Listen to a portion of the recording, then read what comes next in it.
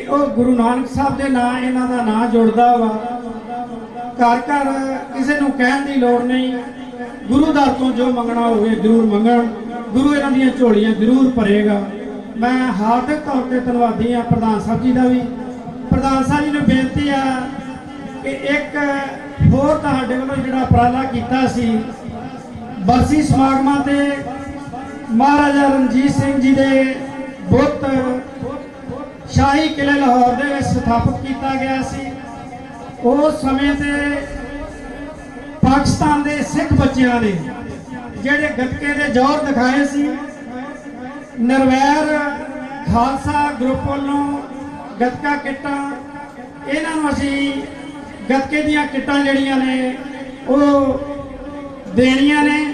मैं प्रधान साहब नूं बेनती करांगा, असीं 3 किटां अनाउंस कीतियां सी, उन्हां निक्के निक्के बच्चों को प्रधान साहब सिरों की बख्शिश भी करनगे, किट भी देंगे जो श्रोमणी गुरुद्वारा प्रबंधक कमेटी श्री अमृतसर साहब वालों अनाउंस की गई सी, ताकि ये बच्चे गतके का पूरा समान 3 किटां के रूप में असीं पाकिस्तान लैके आए हैं, ताकि बच्चे जिहड़े ने खालसाई खेडां दे नाल खालसाई विरासत दे नाल जुड़ के इस नूं अगे तोड़ सकन।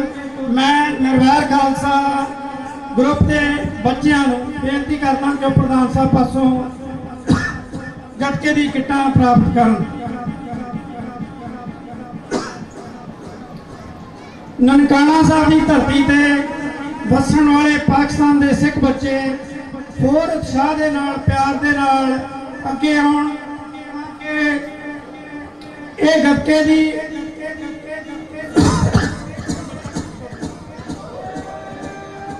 बच्चे गतके वाले सारे बच्चे अगे आ जाओ। गतके के 3 किटां बाहर देंगे, एक ही किट है जी ये वड्डी किट। हाँ जी और बच्चे दूजे बच्चे नाल सी तुहाडे नहीं एक मुंडा होर सी, वो दमाला सजाया सी। 2 सिक्खां ने दमाले उन्होंने सजाए सी। आओ सारे आओ, चलो प्रधान जी सिंह साहब ज्ञानी जगतार सिंह जी मुख ग्रंथी संगत दे विच पहुंच रहे ने। उन्हां दी आमद ते एक पंथक रवायत अनुसार जकारा बोले सोनिया।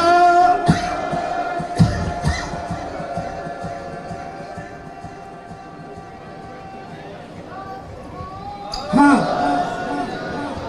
किट बढ़ा दियो जी, एक फोटो लेनी है, किट लैनी काके बोले सोनिया।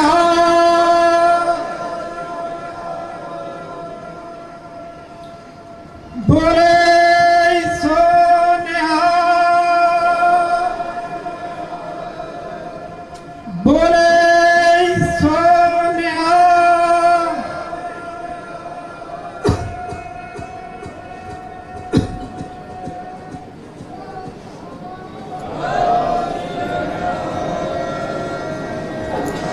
प्रधान साहब जी का, जथेदार साहब जी का, मुख ग्रंथी जी का रोम रोम तो धन्यवाद।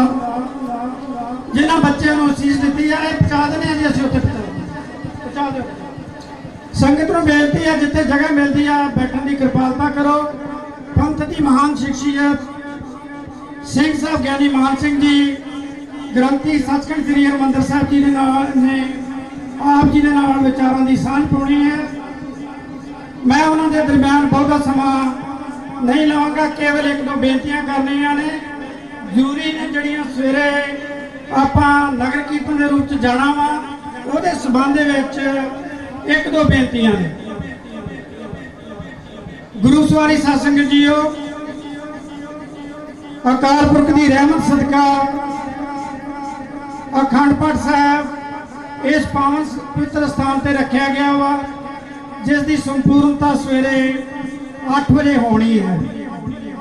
संगत को बेनती है क्योंकि असी नगर कीर्तन के रूप में चाले पाने ने, इस करके सवेरे 7:30 बजे तक तुसी सारे ने तैयार होके अपना समान गड्डियां च रख के फिर हाजरी भरनी।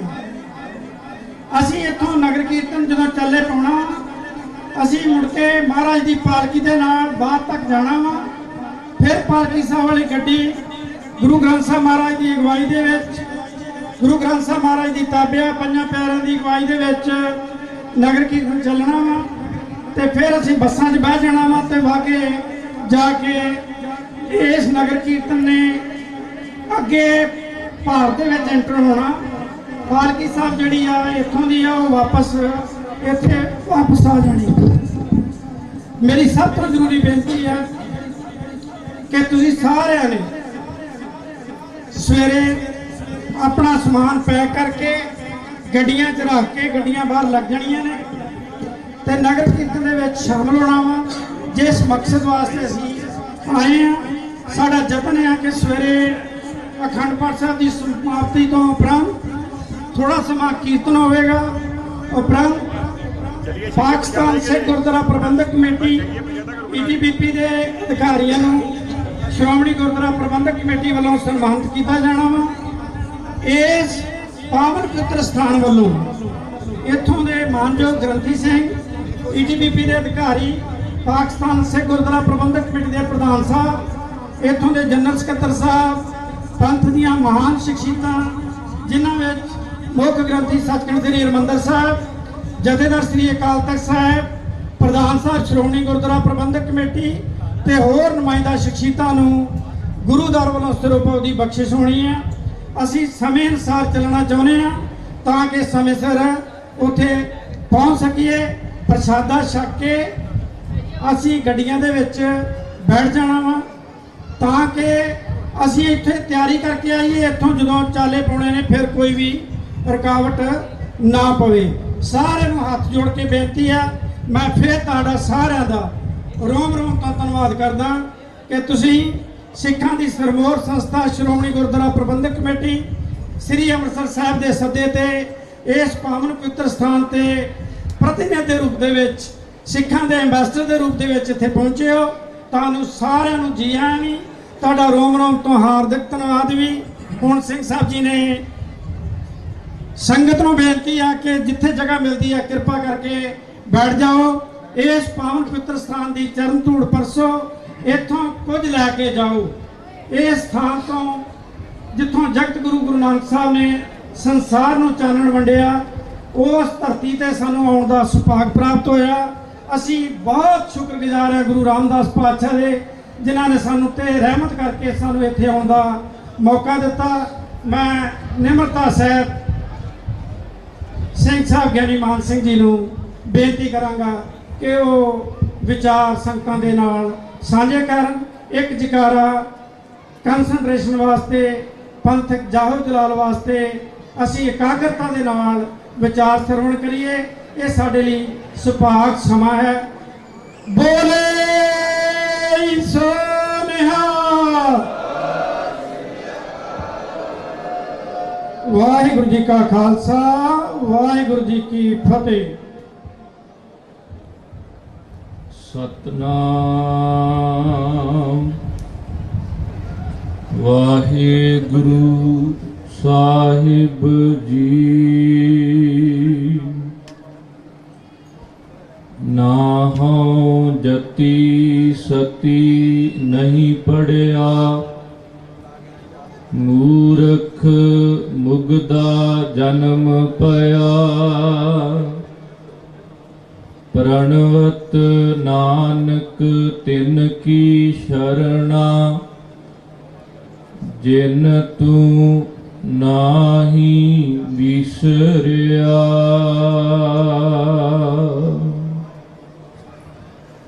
ਪਰਮ ਸਨਮਾਨਯੋਗ ਸਰਵਰੇ ਕਾਇਨਾਤ ਵਾਲੀਏ ਕੁਲ ਆਲਮ, ਪਤਿਤ ਪਾਵਨ ਗਰੀਬ ਨਵਾਜ ਸਾਹਿਬ ਸਤਿਗੁਰੂ ਸ੍ਰੀ ਗੁਰੂ ਗ੍ਰੰਥ ਸਾਹਿਬ ਪਾਤਸ਼ਾਹ ਜੀ ਦੀ ਪਾਵਨ ਪਵਿੱਤਰ ਚਰਨ ਸ਼ਰਨ ਵੇ ਸੁਭਾਏਮਾਨ ਗੁਰੂ ਪਿਆਰੀ ਗੁਰੂ ਸਵਾਰੀ ਸਾਧ ਸੰਗਤ ਜੀਓ। ਸਭ ਵਡਭਾਗੀ ਹਾਂ ਜਿਨ੍ਹਾਂ ਨੂੰ ਸਿੱਖ ਧਰਮ ਦੇ ਬਾਨੀ, ਮਨੁੱਖਤਾ ਦੇ ਰਹਿਬਰ ਜਾਹਰ ਪੀਰ, ਸਰਬ ਕਲਾ ਸਮਰੱਥ ਜੋਤ ਸਰੂਪ, ਜਗਤ ਗੁਰੂ ਨਾਨਕ ਸਾਹਿਬ ਜੀ ਦੇ 550 ਸਾਲਾ ਪ੍ਰਕਾਸ਼ ਗੁਰਪੁਰਬ ਨੂੰ ਸਮਰਪਿਤ ਸ਼੍ਰੋਮਣੀ ਗੁਰਦੁਆਰਾ ਪ੍ਰਬੰਧਕ ਕਮੇਟੀ ਵੱਲੋਂ ਆਪ ਸਾਰੀਆਂ ਸੰਗਤਾਂ ਦੇ ਸਹਿਯੋਗ ਸਦਕਾ ਜੋ ਅੰਤਰਰਾਸ਼ਟਰੀ ਨਗਰ ਕੀਰਤਨ ਸਾਹਿਬ ਸਤਿਗੁਰੂ ਸ੍ਰੀ ਗੁਰੂ ਗ੍ਰੰਥ ਸਾਹਿਬ ਜੀ ਦੀ ਛਤਰ ਛਾਇਆ ਅਤੇ ਪੰਜਾਂ ਪਿਆਰਿਆਂ ਦੀ ਅਗਵਾਈ ਹੇਠ ਕੱਲ ਨੂੰ ਆਰੰਭ ਕੀਤਾ ਜਾਣਾ ਹੈ, ਉਹਦੇ ਸਬੰਧ ਵਿੱਚ ਸਤਿਗੁਰਾਂ ਦੇ ਪ੍ਰਕਾਸ਼ ਸਥਾਨ ਗੁਰਦੁਆਰਾ ਸ੍ਰੀ ਨਨਕਾਣਾ ਸਾਹਿਬ ਵਿਖੇ ਅੱਜ ਰਾਤਰੀ ਦੇ ਇਹਨਾਂ ਗੁਰਮਤਿ ਸਮਾਗਮਾਂ ਦੇ ਵਿੱਚ ਹਾਜ਼ਰੀਆਂ ਭਰਨ ਦਾ ਸੁਭਾਗ ਸਮਾਂ ਪ੍ਰਾਪਤ ਹੋਇਆ ਹੈ। ਦਾਸ ਤੋਂ ਪਹਿਲਾਂ ਜਿੱਥੇ ਆਪ ਜੀ ਨੇ ਛੋਟੀਆਂ ਬੱਚੀਆਂ ਪਾਸੋਂ ਜੋ ਸੱਚਮੁੱਚ ਮਾਤਾ ਤ੍ਰਿਪਤਾ ਜੀ, ਬੇਬੇ ਨਾਨਕੀ ਜੀ ਦੇ ਵਿਰਸੇ ਦੀਆਂ ਧਾਰਨੀ ਹਨ, ਸਾਡੀਆਂ ਉਹਨਾਂ ਧੀਆਂ ਵੱਲੋਂ, ਬੱਚੀਆਂ ਵੱਲੋਂ ਬਹੁਤ ਹੀ ਰਸ ਭਿੰਨਾ ਗੁਰਬਾਣੀ ਦਾ ਕੀਰਤਨ ਸੰਗਤਾਂ ਨੂੰ ਸਰਵਣ ਕਰਵਾਇਆ ਗਿਆ। ਉਪਰੰਤ ਜੋ ਸਨਮਾਨ ਸਮਾਰੋਹ ਕੀਤਾ ਗਿਆ ਹੈ ਸ਼੍ਰੋਮਣੀ ਗੁਰਦੁਆਰਾ ਪ੍ਰਬੰਧਕ ਕਮੇਟੀ ਵੱਲੋਂ, ਆਓ ਕੁਝ ਸਮਾਂ ਗੁਰਮਤਿ ਵਿਚਾਰਾਂ ਨਾਲ ਸਾਰੇ ਮਨ ਬਿਰਤੀਆਂ ਨੂੰ ਇਕਾਗਰ ਕਰਕੇ ਜੁੜਨ ਦਾ ਯਤਨ ਕਰੀਏ। ਲਵਾਓ ਗੁਰੂ ਚਰਨਾਂ ਵਿੱਚ ਹਾਜ਼ਰੀ, ਪਿਆਰ ਸਹਿਤ ਸਾਰੇ ਆਖੋ ਜੀ ਵਾਹਿਗੁਰੂ ਜੀ ਕਾ ਖਾਲਸਾ, ਵਾਹਿਗੁਰੂ ਜੀ ਕੀ ਫਤਿਹ। ਮਨੁੱਖਾ ਜੀਵਨ ਦੇ ਦੋ ਪੱਖ ਨੇ, ਇੱਕ ਸਰੀਰਕ ਔਰ ਦੂਸਰਾ ਆਤਮਿਕ। ਭਾਵੇਂ ਕਿ ਆਤਮਾ ਨੂੰ ਮੁੱਖ ਅਬਨਾਸ਼ੀ ਪਰਮਾਤਮਾ ਦੀ ਅੰਸ਼ ਮੰਨਿਆ ਗਿਆ, ਸਰੀਰ ਨੂੰ ਗੌਣ ਨਾਸਵਾਨ ਅਸੀਂ ਸਮਝਦੇ ਹਾਂ, ਪਰ ਫਿਰ ਵੀ ਇਹ ਦੋਵੇਂ ਆਪਸ ਵਿੱਚ ਓਤ-ਪੋਤ ਨੇ ਬੜਾ ਅਨਿਖੜਵਾਂ ਸੰਬੰਧ ਹੈ। ਤਾਣੇ ਪੇਟੇ ਦੀ ਤਰ੍ਹਾਂ, ਜੜਾਂ ਅਤੇ ਤਣੇ ਦੀ ਤਰ੍ਹਾਂ। ਇੰਜ ਕਹਿ ਲਈਏ ਕਿ ਇਹਨਾਂ ਦੋਵਾਂ ਵਿੱਚੋਂ ਕਿਸੇ ਇੱਕ ਪਹਿਲੂ ਨੂੰ ਵੀ ਨਜ਼ਰ ਅੰਦਾਜ਼ ਕਰ ਦਈਏ, ਮਨੁੱਖਾ ਜੀਵਨ ਦੀ ਜਿਹੜੀ ਸਹੀ ਸਫਲਤਾ ਹੈ ਉਹ ਸਾਨੂੰ ਪ੍ਰਾਪਤ ਨਹੀਂ ਹੋ ਸਕਦੀ। ਸਾਡਾ ਸਰੀਰਕ ਪੱਖ ਸਫਲਾ ਹੋ ਸਕੇ, ਜਗਤ ਗੁਰੂ ਨਾਨਕ ਸਾਹਿਬ ਜੀ ਨੇ ਸਾਨੂੰ ਕਿਰਤ ਕਰਨ ਦਾ ਉਪਦੇਸ਼ ਦਿੱਤਾ ਹੈ। ਆਤਮਿਕ ਪੱਖ ਨਾਮ ਜਪਣ ਨਾਲ ਸਫਲਾ ਹੋਣਾ ਹੈ। ਕਿਰਤ ਕਰਦਿਆਂ, ਨਾਮ ਜਪਦਿਆਂ ਸਮਾਜਿਕ ਭਾਈਚਾਰਕ ਸਾਂਝ ਬਣੀ ਰਵੇ। ਗਰੀਬ ਨਵਾਜ ਨੇ ਵੰਡ ਕੇ ਛਕਣ ਦਾ ਜਿਹੜਾ ਉਪਦੇਸ਼ ਹੈ ਸਮੁੱਚੀ ਮਨੁੱਖਤਾ ਨੂੰ ਬਖਸ਼ਿਸ਼ ਕੀਤਾ ਹੈ। ਗਰੀਬ ਨਵਾਜ ਨੇ ਜਿਹੜੇ ਲੋਕ ਕਿਰਤ ਨਹੀਂ ਕਰਦੇ, ਕਿਰਤ ਛੱਡ ਕੇ ਕਰਤੇ ਨੂੰ ਪ੍ਰਾਪਤ ਕਰਨਾ ਚਾਹੁੰਦੇ ਨੇ, ਉਹਨਾਂ ਨੂੰ ਗੁਰਬਾਣੀ ਵਿੱਚ ਮਖਟੂ ਕਿਹਾ। ਗਿਆਨ ਵਿਹੂਣਾ ਗਾਵੇ ਗੀਤ, ਭੁੱਖੇ ਮੁੱਲਾ ਘਰੇ ਮਸੀਤ, ਮਖਟੂ ਹੋਏ ਕੈ ਕੰਨ ਪੜਾਏ, ਗੁਰ ਪੀਰ ਸਦਾਏ ਮੰਗਣ ਜਾਏ, ਤਾਂ ਕੇ ਮੂਲ ਨਾ ਲੱਗੀਐ ਪਾਏ, ਘਾਲ ਖਾਏ ਕਿਛ ਹੱਥੋਂ ਦੇ, ਨਾਨਕ ਰਾਹ ਪਛਾਣੈ ਸੇ। ਜੇ ਕਿਸੇ ਨੇ ਸਤਿਗੁਰਾਂ ਤੇ ਤਰਕ ਕੀਤਾ, ਪਾਤਸ਼ਾਹ ਅਸੀਂ ਘਰ ਪਰਿਵਾਰ ਵਿੱਚ ਰਹਿ ਕੇ ਕਿਰਤ ਕਰਦਿਆਂ ਕਰਤੇ ਨਾਲ ਕਿਵੇਂ ਜੁੜ ਸਕਦੇ ਹਾਂ? ਕਿਉਂਕਿ ਘਰ ਪਰਿਵਾਰ ਵਿੱਚ ਰਹਿ ਕੇ ਸਾਨੂੰ ਖਾਣਾ ਪੈਂਦਾ, ਪੀਣਾ ਪੈਂਦਾ, ਹੱਸਣਾ ਪੈਂਦਾ, ਖੇਡਣਾ ਪੈਂਦਾ, ਸੌਣਾ ਪੈਂਦਾ। ਸਾਹਿਬ ਨੇ ਬੜਾ ਸੋਹਣਾ ਉੱਤਰ ਦਿੱਤਾ, ਕਹਿਣ ਲੱਗੇ ਜੇ ਗੁਰੂ ਦੀ ਮੱਤ ਜੀਵਨ ਵਿੱਚ ਪ੍ਰਵੇਸ਼ ਕਰ ਜਾਵੇ, ਫਿਰ ਖਾਣਾ ਪੀਣਾ, ਹੱਸਣਾ, ਸੌਣਾ ਗੁਨਾਹ ਨਹੀਂ ਹੈ।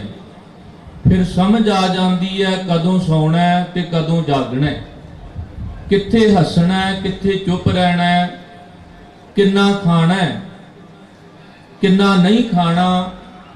ਸੱਚਮੁੱਚ ਜਦੋਂ ਗੁਰੂ ਦੀ ਮੱਤ ਸਾਡੇ ਜੀਵਨ ਵਿੱਚ ਪ੍ਰਵੇਸ਼ ਕਰਦੀ ਹੈ, ਨਾਨਕ ਸਤਿਗੁਰ ਭੇਟਿਆ ਪੂਰੀ ਹੋਵੇ ਜੁਗਤ, ਹਸੰਦਿਆਂ ਖਿਲੰਦਿਆਂ ਪੈਨੰਦਿਆਂ ਖਵੰਦਿਆਂ ਵਿਚੇ ਹੋਵੇ ਮੁਕਤ। ਜੋਗੀਆਂ ਨੂੰ ਇਹੀ ਸੰਦੇਸ਼ ਦਿੱਤਾ ਸੀ ਨਾ, ਕਿਆ ਭਵਿਐ ਸੱਚ ਸੂਚਾ ਹੋਏ, ਸਾਚ ਸ਼ਬਦ ਬਿਨ ਮੁਕਤ ਨਾ ਕੋਏ। ਘਰ ਛੱਡ ਕੇ, ਕਿਰਤ ਛੱਡ ਕੇ, ਬੱਚੇ ਪਰਿਵਾਰ ਛੱਡ ਕੇ ਪਰਬਤਾਂ ਤੇ ਜਾ ਕੇ ਬੈਠ ਜਾਣਾ, ਜੰਗਲਾਂ ਦਾ ਭ੍ਰਮਣ ਕਰਨਾ, ਸਾਹਿਬ ਕਹਿਣ ਲੱਗੇ ਐਵੇਂ ਭਟਕਣਾ ਨਾ ਤਾਂ ਤੁਹਾਨੂੰ ਪਵਿੱਤਰ ਕਰ ਸਕਦੀ ਹੈ ਤੇ ਨਾ ਗੁਰੂ ਦੇ ਉਪਦੇਸ਼ ਵਿੱਚ ਜੁੜਨ ਤੋਂ ਬਿਨਾਂ ਤੁਸੀਂ ਬੰਧਨਾਂ ਤੋਂ ਖਲਾਸੀ ਭਾਵ ਮੁਕਤੀ ਪ੍ਰਾਪਤ ਕਰ ਸਕਦੇ ਹੋ। ਨਾਨਕ ਸਤਿਗੁਰ ਕੀ ਐਸੀ ਵਡਿਆਈ, ਪੁੱਤਰ ਕਲਤਰ ਵਿਚੇ ਗਤ ਪਾਈ। ਔਰ ਸਤਿਗੁਰਾਂ ਨੇ ਕੇਵਲ ਉਪਦੇਸ਼ ਬਖਸ਼ਿਸ਼ ਨਹੀਂ ਕੀਤਾ, ਸਗੋਂ ਆਪ ਕਿਰਤ ਕਰਕੇ ਵੀ ਸੰਸਾਰ ਨੂੰ ਦੱਸਿਆ। ਗਰੀਬ ਨਵਾਜ ਜਿੱਥੇ ਇਸ ਪਾਵਨ ਧਰਤੀ ਤੇ ਕਿਰਤ ਕਰਿਆ ਕਰਦੇ ਸਨ, ਉੱਥੇ ਉਹਨਾਂ ਦੇ ਜੀਵਨ ਦਾ ਜਿਹੜਾ ਅੰਤਲਾ ਸਮਾਂ ਹੈ ਕਰਤਾਰਪੁਰ ਸਾਹਿਬ ਦੀ ਧਰਤੀ। ਭਾਈ ਗੁਰਦਾਸ ਜੀ ਨੇ ਜ਼ਿਕਰ ਕੀਤਾ, ਫਿਰ ਬਾਬਾ ਆਇਆ ਕਰਤਾਰਪੁਰ, ਭੇਖ ਉਦਾਸੀ ਸਕਲ ਉਤਾਰਾ। ਪਹਿਰ ਸੰਸਾਰੀ ਕੱਪੜੇ ਮੰਜੀ ਬੈਠ ਕੀਆ ਅਵਤਾਰਾ। ਗਰੀਬ ਨਵਾਜ ਨੇ ਉੱਥੇ ਖੇਤੀ ਕੀਤੀ ਅਤੇ ਕਰਵਾਈ, ਔਰ ਕਰਤਾਰਪੁਰ ਸਾਹਿਬ ਦੀ ਧਰਤੀ ਤੇ ਹੀ ਇਹ ਮਰਿਆਦਾ ਆਰੰਭ ਕੀਤੀ। ਸੋਦਰ ਆਰਤੀ ਗਾਵੀਐ, ਅੰਮ੍ਰਿਤ ਵੇਲਾ ਜਾਪ ਉਚਾਰਾ। ਗੁਰੂ ਗਰੀਬ ਨਵਾਜ ਜੀ ਨੇ ਸਾਨੂੰ ਕਿਰਤ ਕਰਨ ਦੇ ਨਾਲ ਨਾਲ ਪਰਮੇਸ਼ਰ ਦਾ ਨਾਮ ਜਪਣ ਦੀ ਵੀ ਪ੍ਰੇਰਨਾ ਕੀਤੀ ਹੈ, ਕਿਉਂਕਿ ਸਾਡਾ ਆਤਮਿਕ ਜੀਵਨ ਜਿਹੜਾ ਹੈ ਉਹ ਪਰਮੇਸ਼ਰ ਦੀ ਯਾਦ ਵਿੱਚ ਜੁੜ ਕੇ ਸਫਲ ਹੋਣਾ ਹੈ। ਇਸੇ ਤਰ੍ਹਾਂ ਸਤਿਗੁਰੂ ਸਾਹਿਬ ਜੀ ਨੇ ਆਪਣੀ ਜੀਵਨ ਹਯਾਤੀ ਦੇ ਵਿੱਚ ਵੰਡ ਛਕਣ ਦੀ ਜਦੋਂ ਪ੍ਰੇਰਨਾ ਕੀਤੀ ਤੇ ਉਹ ਵੀ ਸਾਖੀ ਸਾਡੇ ਇਤਿਹਾਸ ਵਿੱਚ ਅੰਕਿਤ ਹੈ ਕਿ ਜਦੋਂ ਤਰਕ ਕਰਨ ਵਾਲਿਆਂ ਨੇ ਇੱਕ ਛੋਟਾ ਜਿਹਾ ਤਿਲਾਂ ਦਾ ਦਾਣਾ ਸਤਿਗੁਰੂ ਜੀ ਨੂੰ ਦੇ ਕੇ ਕਿਹਾ, ਪਾਤਸ਼ਾਹ ਇਹਨੂੰ ਆਪਾਂ ਕਿਵੇਂ ਵੰਡ ਕੇ ਛਕ ਸਕਦੇ ਹਾਂ। ਤੇ ਗਰੀਬ ਨਵਾਜ ਨੇ ਇੱਕ ਸਿੱਖਿਆ ਦਿੱਤੀ ਸੀ। ਉਸ ਵੇਲੇ ਕੂੰਡਾ ਡੰਡਾ ਮੰਗਾਇਆ, ਪਾਣੀ ਪਵਾ ਕੇ ਉਹਦੇ ਵਿੱਚ ਤਿਲਾਂ ਦੇ ਦਾਣੇ ਨੂੰ ਘੋਟਿਆ, ਆਪ ਵੀ ਛਕਿਆ ਤੇ ਜਿੰਨੇ ਉੱਥੇ ਹਾਜ਼ਰ ਸਨ ਉਹਨਾਂ ਨੂੰ ਵੀ ਛਕਾਇਆ। ਇੱਕ ਸਿੱਖਿਆ ਦਿੱਤੀ ਕਿ ਜੇ ਦਿਲ ਵੱਡਾ ਹੋਵੇ ਤੇ ਤਿਲਾਂ ਦਾ ਛੋਟਾ ਜਿਹਾ ਦਾਣਾ ਵੀ ਵੰਡ ਕੇ ਛਕਿਆ ਜਾ ਸਕਦਾ ਹੈ, ਤੇ ਜੇ ਦਿਲ ਛੋਟਾ ਹੋਵੇ ਤੇ ਮਨੁੱਖ ਸਾਰੀ ਸ੍ਰਿਸ਼ਟੀ ਦੇ ਪਦਾਰਥਾਂ ਦਾ ਬੰਨ ਨੂੰ ਬੰਨ ਕੇ ਵੀ ਕਦੇ ਤ੍ਰਿਪਤ ਨਹੀਂ ਹੁੰਦਾ। ਆਖਦਾ ਮੇਰੀ ਅਜੇ ਸੰਤੁਸ਼ਟੀ ਨਹੀਂ, ਮੈਨੂੰ ਹੋਰ ਕੁਝ ਚਾਹੀਦਾ। ਸਾਰੀ ਉਮਰ ਇਹ ਮੰਗਦਾ ਹੀ ਇਥੋਂ ਬਤੀਤ ਕਰਕੇ ਇੱਕ ਦਿਨ ਆਪਣਾ ਜੀਵਨ ਵਿਅਰਥ ਗਵਾ ਕੇ ਸੰਸਾਰ ਤੋਂ ਤੁਰ ਜਾਂਦਾ ਹੈ। ਗਰੀਬ ਨਵਾਜ ਨੇ ਸਾਨੂੰ ਪਾਵਨ ਬਾਣੀ ਰਾਹੀਂ ਵੀ ਜਿੱਥੇ ਹੋਰ ਵੱਖ-ਵੱਖ ਖਿੱਤਿਆਂ ਦੇ ਵਿੱਚ ਵਿਚਰਦਿਆਂ ਉਪਦੇਸ਼ ਬਖਸ਼ਿਸ਼ ਕਰਕੇ ਜੀਵਨ ਜਿਉਣ ਦੀ ਜੁਗਤ ਢੰਗ ਤਰੀਕਾ ਦੱਸਿਆ, ਉੱਥੇ ਜਿਹੜਾ ਸਾਡੇ ਸਮਾਜ ਦੇ ਅੰਦਰ ਕਿਰਤ ਦੇ ਚਾਰ ਪਹਿਲੂ ਨੇ, ਕਿਉਂਕਿ ਕਿਰਤ ਨੇ ਹੀ ਅਸਲ ਵਿੱਚ ਸਾਨੂੰ ਕਰਤੇ ਨਾਲ ਜੋੜਨਾ ਹੈ। ਸਾਹਿਬ ਜੀ ਨੇ ਇਹ ਉਪਦੇਸ਼ ਬਖਸ਼ਿਸ਼ ਕੀਤਾ ਕਿ ਬਹੁਤੀ ਵਾਰ ਮਨੁੱਖ ਦਾ ਜਿਹੜਾ ਧਰਮ ਹੈ ਇਹ ਧੰਦਾ ਬਣ ਜਾਂਦਾ ਹੈ। ਜੀਵਨ ਉਸ ਦਿਨ ਸਫਲ ਹੋਣਾ ਹੈ ਜਿਸ ਦਿਨ ਸਾਡਾ ਧੰਦਾ ਧਰਮ ਬਣੇਗਾ। ਕਿਰਤ ਕਰਤੇ ਨਾਲ ਜੋੜੇਗੀ ਤੇ ਸੱਚਮੁੱਚ ਜਿਹੜਾ ਧੰਦਾ ਹੈ ਉਹ ਸਾਨੂੰ ਧਰਮ ਨਾਲ ਜੋੜੇਗਾ ਤੇ ਜੀਵਨ ਵਿੱਚ ਇੱਕ ਬਹੁਤ ਵੱਡਾ ਇਨਕਲਾਬ, ਜੀਵਨ ਵਿੱਚ ਬਹੁਤ ਵੱਡੀ ਤਬਦੀਲੀ ਆਵੇਗੀ। ਚਾਰ ਪ੍ਰਮੁੱਖ ਕਿਰਤ ਦੇ ਜਿਹੜੇ ਸਾਧਨ ਸਨ, ਸਭ ਤੋਂ ਪਹਿਲਾਂ ਖੇਤੀ, ਦੂਸਰੀ ਦੁਕਾਨ, ਤੀਸਰਾ ਸਾਡਾ ਵਪਾਰਕ ਖੇਤਰ ਤੇ ਚੌਥਾ ਜਿਹਨੂੰ ਆਪਾਂ ਚਾਕਰੀ ਜਾਂ ਨੌਕਰੀ ਆਖਦੇ ਹਾਂ। ਗਰੀਬ ਨਵਾਜ ਨੇ ਇਹਨਾਂ ਚਾਰੇ ਖੇਤਰਾਂ ਦੇ ਵਿੱਚ ਜਿਹੜੇ ਦ੍ਰਿਸ਼ਟਾਂਤ ਵਰਤ ਕੇ ਸਾਨੂੰ ਅਧਿਆਤਮਿਕ ਤੌਰ ਤੇ ਜੀਵਨ ਸਫਲ ਕਰਨ ਦੀ ਜਿਹੜੀ ਸਿੱਖਿਆ ਹੈ ਉਹ ਬਖਸ਼ਿਸ਼ ਕੀਤੀ ਹੈ ਕਿ ਜੇ ਕੋਈ ਮਨੁੱਖ ਖੇਤੀ ਕਰਦਾ ਹੈ ਤੇ ਕਦੇ ਵੀ ਉਹ ਮਨ ਵਿੱਚ ਨਿਰਾਸ਼ ਨਾ ਹੋਵੇ ਕਿ ਜੇ ਮੈਂ ਖੇਤੀ ਦੀ ਕਿਰਤ ਕਰਾਂਗਾ ਤੇ ਮੈਂ ਕਰਤੇ ਨਾਲ ਕਿਵੇਂ ਜੁੜ ਸਕਦਾ।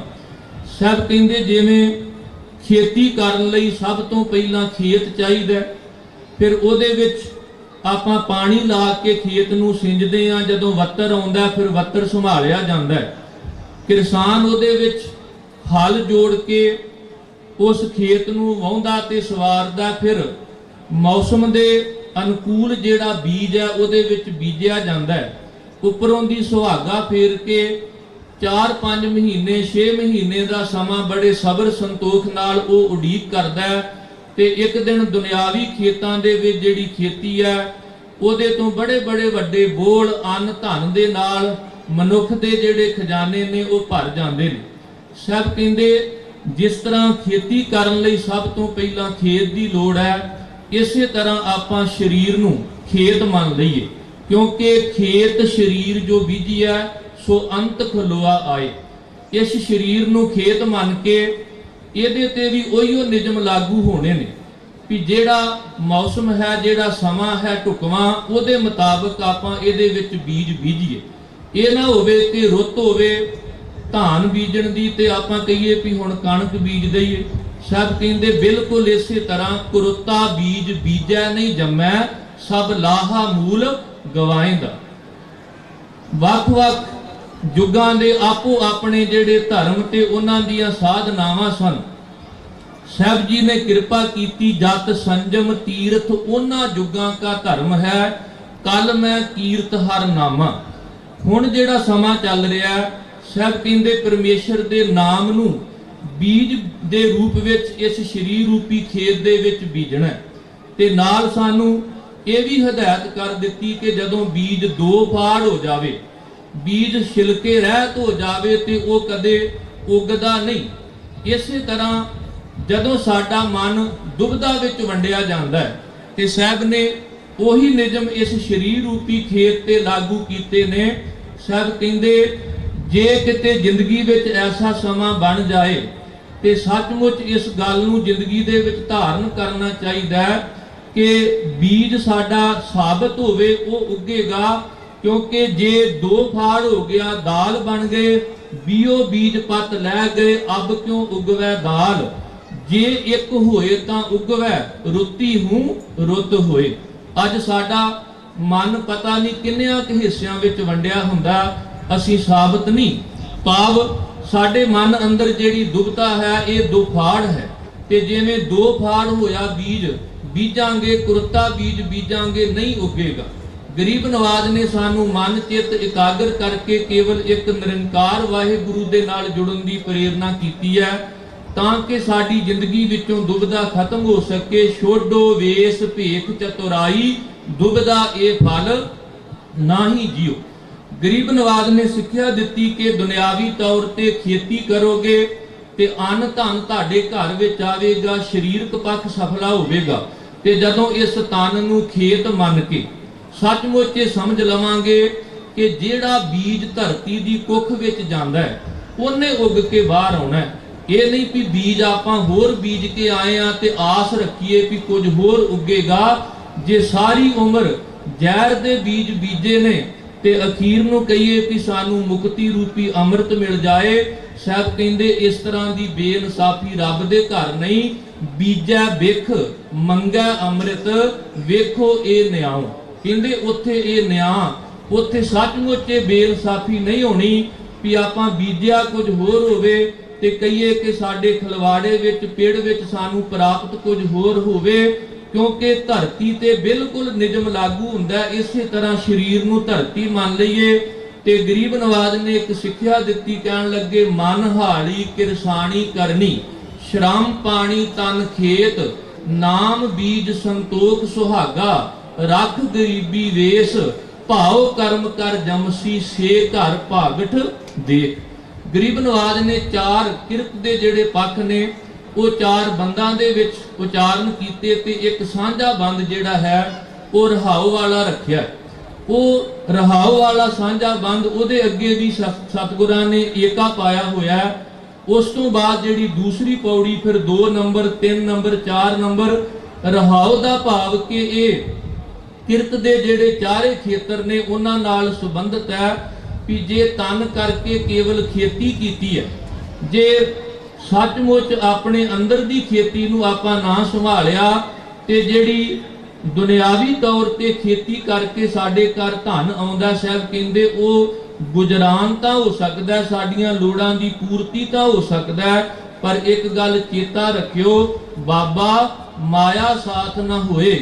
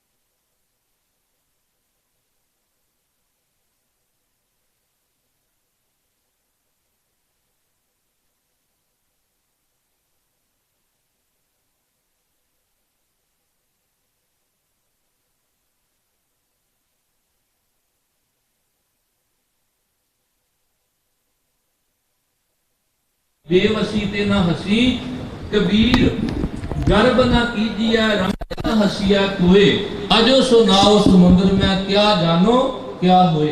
जे नौ घर विच गरीबणी आ चंगा दाज नहीं लैके आई ते ओदी बेवसी ते आपां हसीए ना। सचमुच गरीब नवाज ने सानू सिक्ख्या दित्ती है कि नानक भगतां सदा विगास हर जन गुण गावत हस्या। कहन लगे जदों खुश हो के तुसी परमात्मा दे गुण गाओगे ते सचमुच एक दिन ऐसा आवेगा नामै देख नारायण हसै। कहन लगे फिर भगती करन वाला जदों खुश होवेगा विगास खेड़े विच आवेगा ते इहदा मालिक भी इहदे वल वेख के हसेगा खुश होवेगा। हसना गुनाह नहीं है। साहब कहंदे बंदगी करके मालिक दे गुण गा के जिंदगी दा लाहा खट के तू वणजारियां सो वणज कर लै लाहा मन हस। सतगुरु गुरु नानक साहब जी ने सुल्तानपुर लोधी की धरती ते मोदी खाना भाव दुकान विच बैठ के किरत कीती। गरीब नवाज पूरा तोलदे आए हुए गाहकां नूं भुगताउंदे ते इहदे इवज विच जिहड़ा मुनाफा हुंदा जां कई बार चंगा प्रबंध वेख के दौलत खां लोधी वल्लों जिहड़ा गुरु नानक साहब जी नूं मानो सन्मान विच कुछ दिता जांदा ते सतगुरु जी ओ गरीबां दे विच जदों उन्हां नूं जिस तरह की लोड़ हुंदी परमेश्वर दे नाम ते उन्हां नूं कुछ ना कुछ जरूर दे के नवाजदे। जिहड़े तर्क करन वाले सन उन्हां ने सोचिया कि जे बाबा नानक जी ने इवें सौदा तोल तोल के देना शुरू किया जारी रखिया ते एक दिन ऐसा आवेगा कि जरूर मोदी खाने विच घाटा पवेगा। पर कई बार हिसाब किताब कराया हर बार मानो हिसाब बराबर निकलता रहा किसी तरह का कोई घाटा नहीं सी पैंदा। जदों पिता कालू जी सतगुरु गुरु नानक साहब जी नूं मिलण वास्ते सुल्तानपुर लोधी की धरती ते गए कुछ समा बेबे नानकी जी कोल ठहर के फिर दुकान ते पहुंच गए। जाके कहन लगे बड़े प्यार नाल पुत्र जी बड़ा लम्मा समा होया तुहानूं सुल्तानपुर लोधी की धरती ते आया दुकान विच बैठ के किरत करदिआं नूं आउण वाले दिनां विच असीं तुहाडा विआह कारज करना जिन्ने क पैसे जोड़े ने सानूं दे दिओ जदों लोड़ पवेगी असीं खर्च कर लवांगे। जिहड़ी गलबात गुरु नानक साहब जी अते पिता कालू जी दे दरमियान हुई वो भी महाकवि भाई संतोख सिंह जी ने अंकित की है। वो लिखते ने दवै घटका जब बीत गई तेह काल में कालू ने बाणी अलाई बहु काल भयो सुल्तानपुरे कृत मोदी ते कीनी है केती कमाई सुन पंकज लोचन बैन भने बहु आन कमाई करिए थाई। कहन लगे पिताजी मैं इनकारी नहीं हाँ, मैं सचमुच जिहड़ी तुसीं मैनूं सिक्ख्या दित्ती सी ना मैं चित जोड़ के पूरी लगन मेहनत दे नाल इत्थे कमाई कीती है, इहदे विच कोई दो रावां नहीं। पर पिताजी जिहड़ी अगली गल तुसीं कहिंदे हो ना साहब कहन लगे धन एक पासे तो आउंदा है ते दूसरे पासे नूं चलिया जांदा है, ये जुड़दा नहीं। उत्थे उन्हां ने वचन कहे कहन लगे कर एक विराट का संच करीना आमद आओ खर्चा समुदाई। अहमदाबाद की धरती ते भी गुरु नानक साहब जी ने बाबर दे हमले नूं वेखदिआं जदों उत्थों दे लोकां दी दुर्दशा हुई ते जिथे बाबर नूं जाबर किया पाप दी जंज दा लाड़ा किया जमकर मुगल चढ़ाया किया उत्थे गरीब नवाज ने अगला पक्ष भी किया सी कि इस जर कारण घणी विगुती इस जर घणी खवाई पापां बाजों होवे नाही मोया साथ न जाई।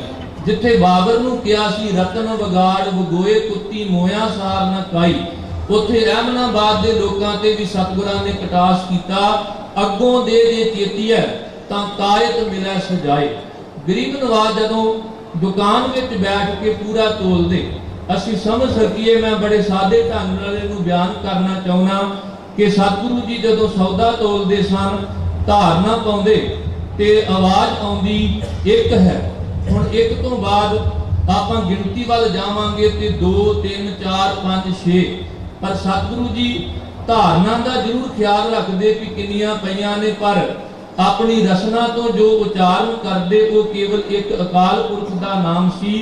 साहब जी धारना पाउंदे ते नाले आवाज़ आउंदी एक है एक है एक है एक है एक है। लागू तर्क करने वाले कहन लगे बाबा जी जे एक है कह के तोली गए ते घाटा पवेगा। सब कहन लगे फिर की होया, कहन लगे धारना ते 6 पै गईयां। गरीब नवाज ने अगला वचन कह दिता 7 है 7 है 7 है 7 है। वेखण वालियां सोचिया कि ये गिनती दे 7 होणगे। उन्होंने सोचा 7 तो बाद 8 9 10 11 12 आना है, पर साहब कहन लगे जेड़ा मेरा एक परमात्मा है ना उही 7 है।